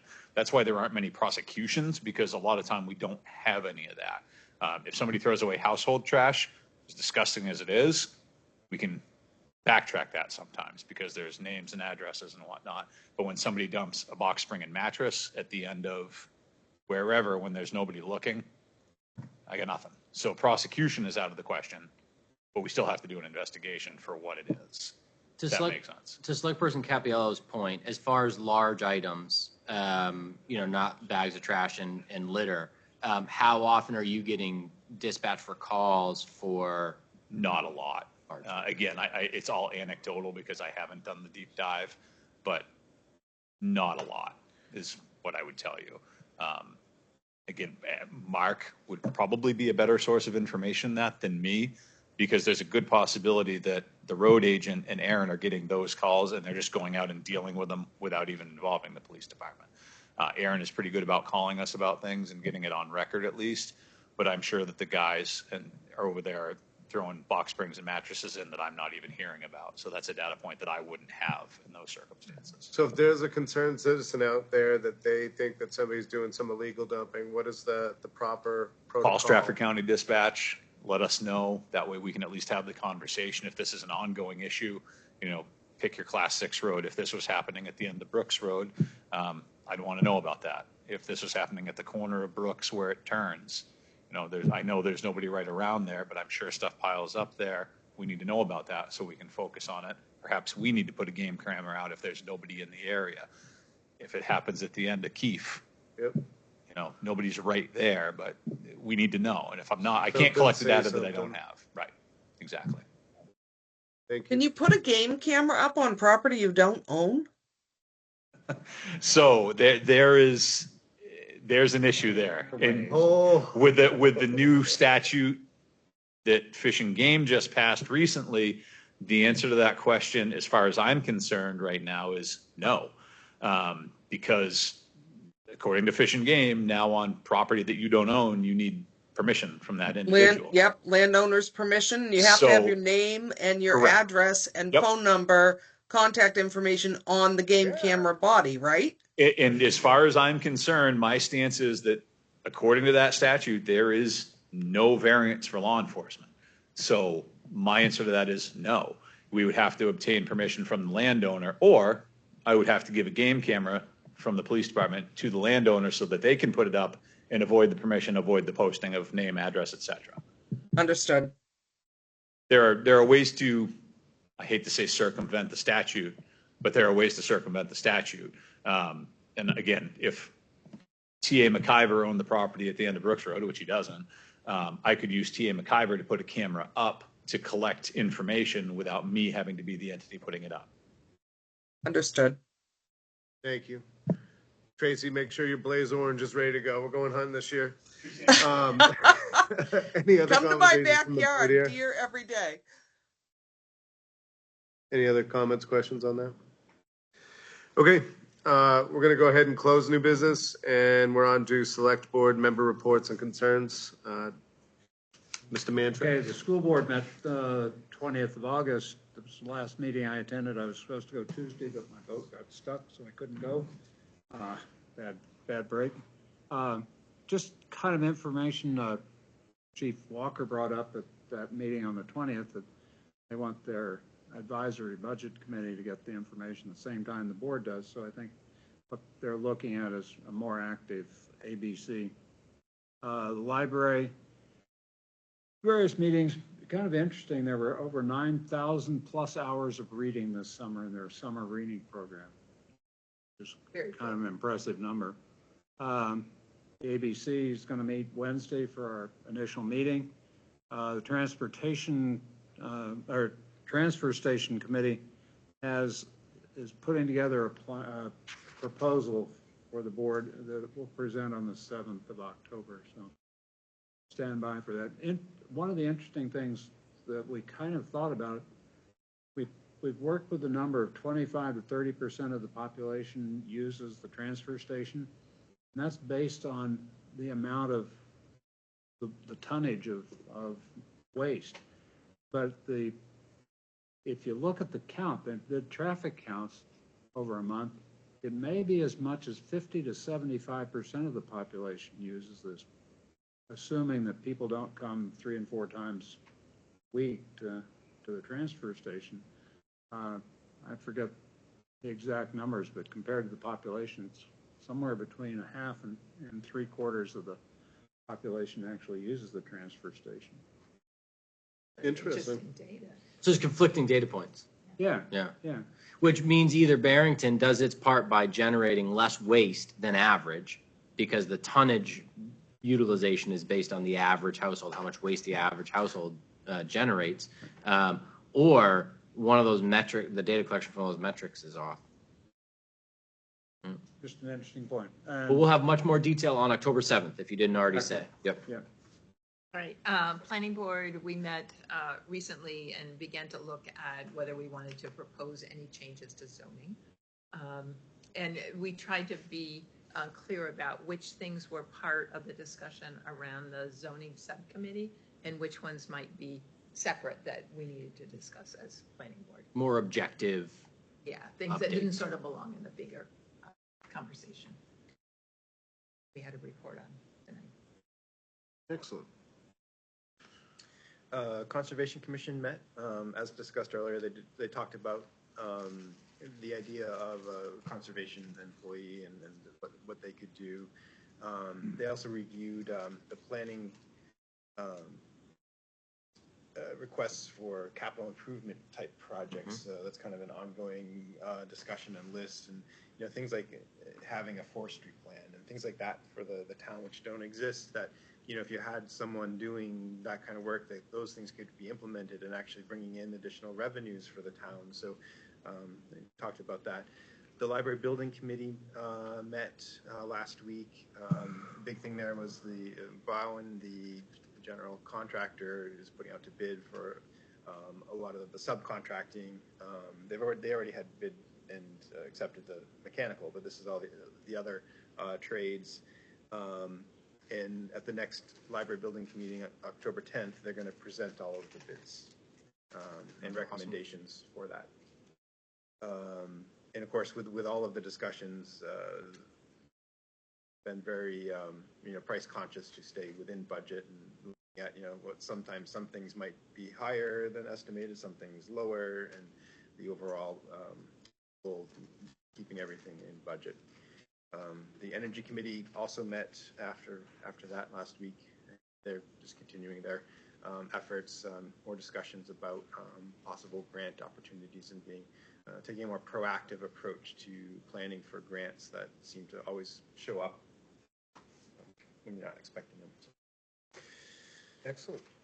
Thank you. Select Person Heiderkoff. The August meeting for zoning was canceled because no cases were brought to the zoning board. Oh, nice. Excellent.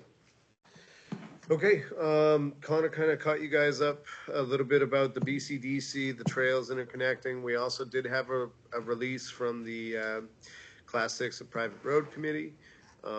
That was in our packet, also available online. And then as far as the rec department, we know the pavilion is being currently under construction at Ramsdale.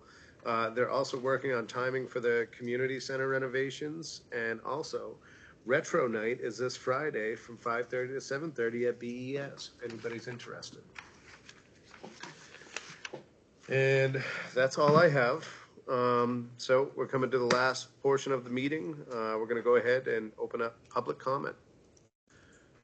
3 minutes per person, up to 15 minutes in total. I'm going to be real quick. I apologize for missing the school board section. I was actually talking to Scott Shepherd on the hallway about school board stuff.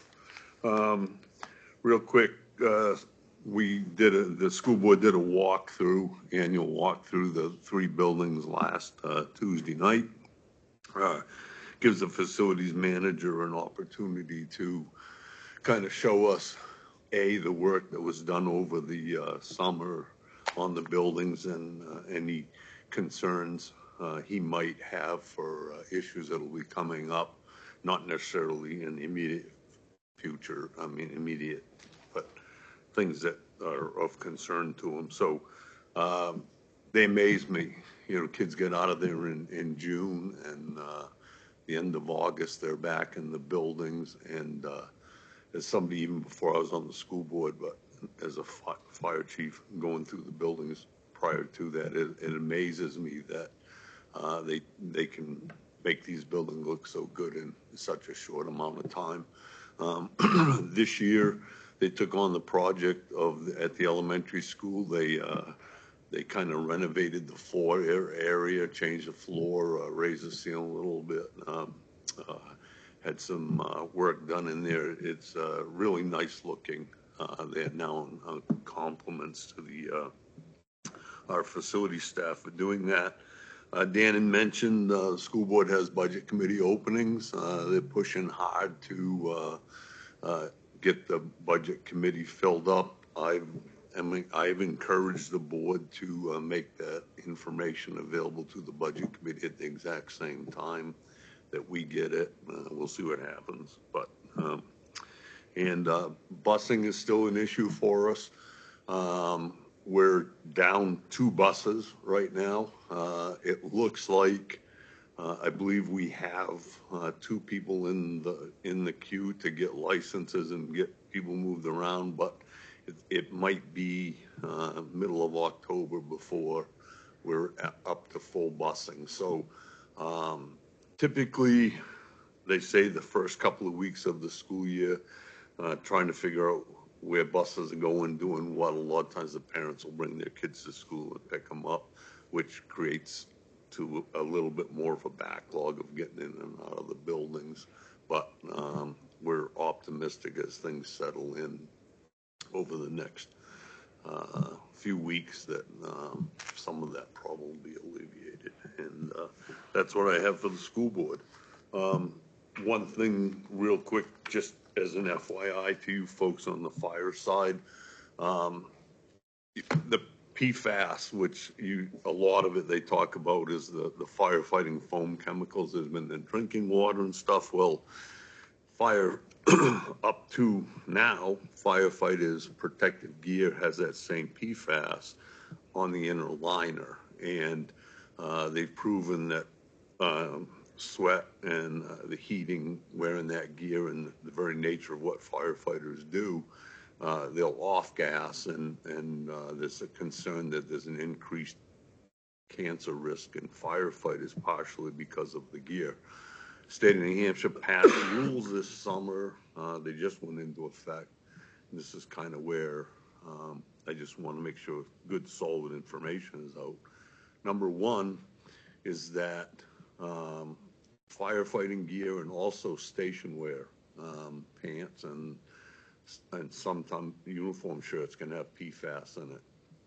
So we cannot purchase any station gear, work pants and shirts with PFAS in it after December 31st of this year.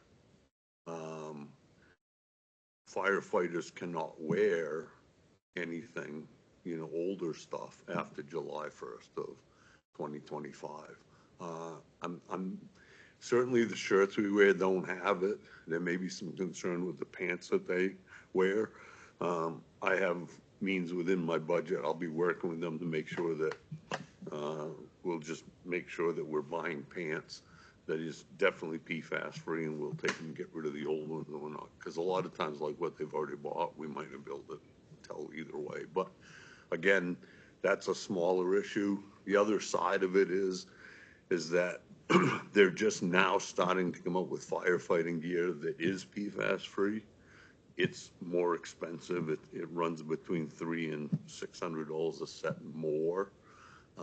And like everything else, they went, okay, here's some PFAS free gear, but they're not sure what they're giving up for protection otherwise. But the state, when they wrote the rule, took into consideration that it's not reasonable for any community to have to turn around, and whether it's Barrington and having to buy 20 sets of gear or Nashua and having to buy 500 sets of gear. I don't know what they have for people. But so what they've said is that as you start to replace gear, they want you to start replacing it in that thing. So again, I just wanted to bring to you folks what the true stuff is. We will work in the direction of making sure we meet the rules, but the state has not put a hard and fast mandate that, they know at $2,500 or $2,600 a set that it would be financially impossible for some communities to just throw away what they got and go that way. So. Is there a disposable issue with the older garments you're getting rid of? Nope. No. So it can be just, I think what the studies have shown is that the PFAS that's in that gear is on the inner liner, and it was put in there to help protect you from the thermal burns that you can get in the environment you're in. And so once it's properly disposed of, it's not a problem. It's just off-gassing and getting into wearing it constantly. And Well, when you say properly disposed of, I mean, you're not just throwing it in the trash. You have to. yeah, it's not going to the clothes bin down the road. Yeah. But you're doing that anyways. Correct. Yeah. And that's the other thing that brings up the point, is that they want us to develop policies to limit the amount of time we're wearing that gear. So this, obviously, we're not going to go into a burning building without it, but there are cases, and I'll just use the other extreme of people call all the time and say, hey, my smoke detectors are going off. I don't know why, they're just all going off. Well, typically guys put their gear on and go. There's no reason to do that. If you call us and say, hey, my smoke detector's going off, I don't know why, then we'll go in dressed in our street clothes. And so the state wants us to limit the amount of time people are wearing the gear to reduce that risk. So, right. Thank you. Thanks. Any other further public comment in studio or online? I Don't see any. Oh. I move we adjourn. I'll second it. Roll call. Yes. Capiello, yes. Gibson, aye. Sakoshai. Tracy. Buttercup, aye. Good night, all. I hope to see you Night. tomorrow. Take care of yourself.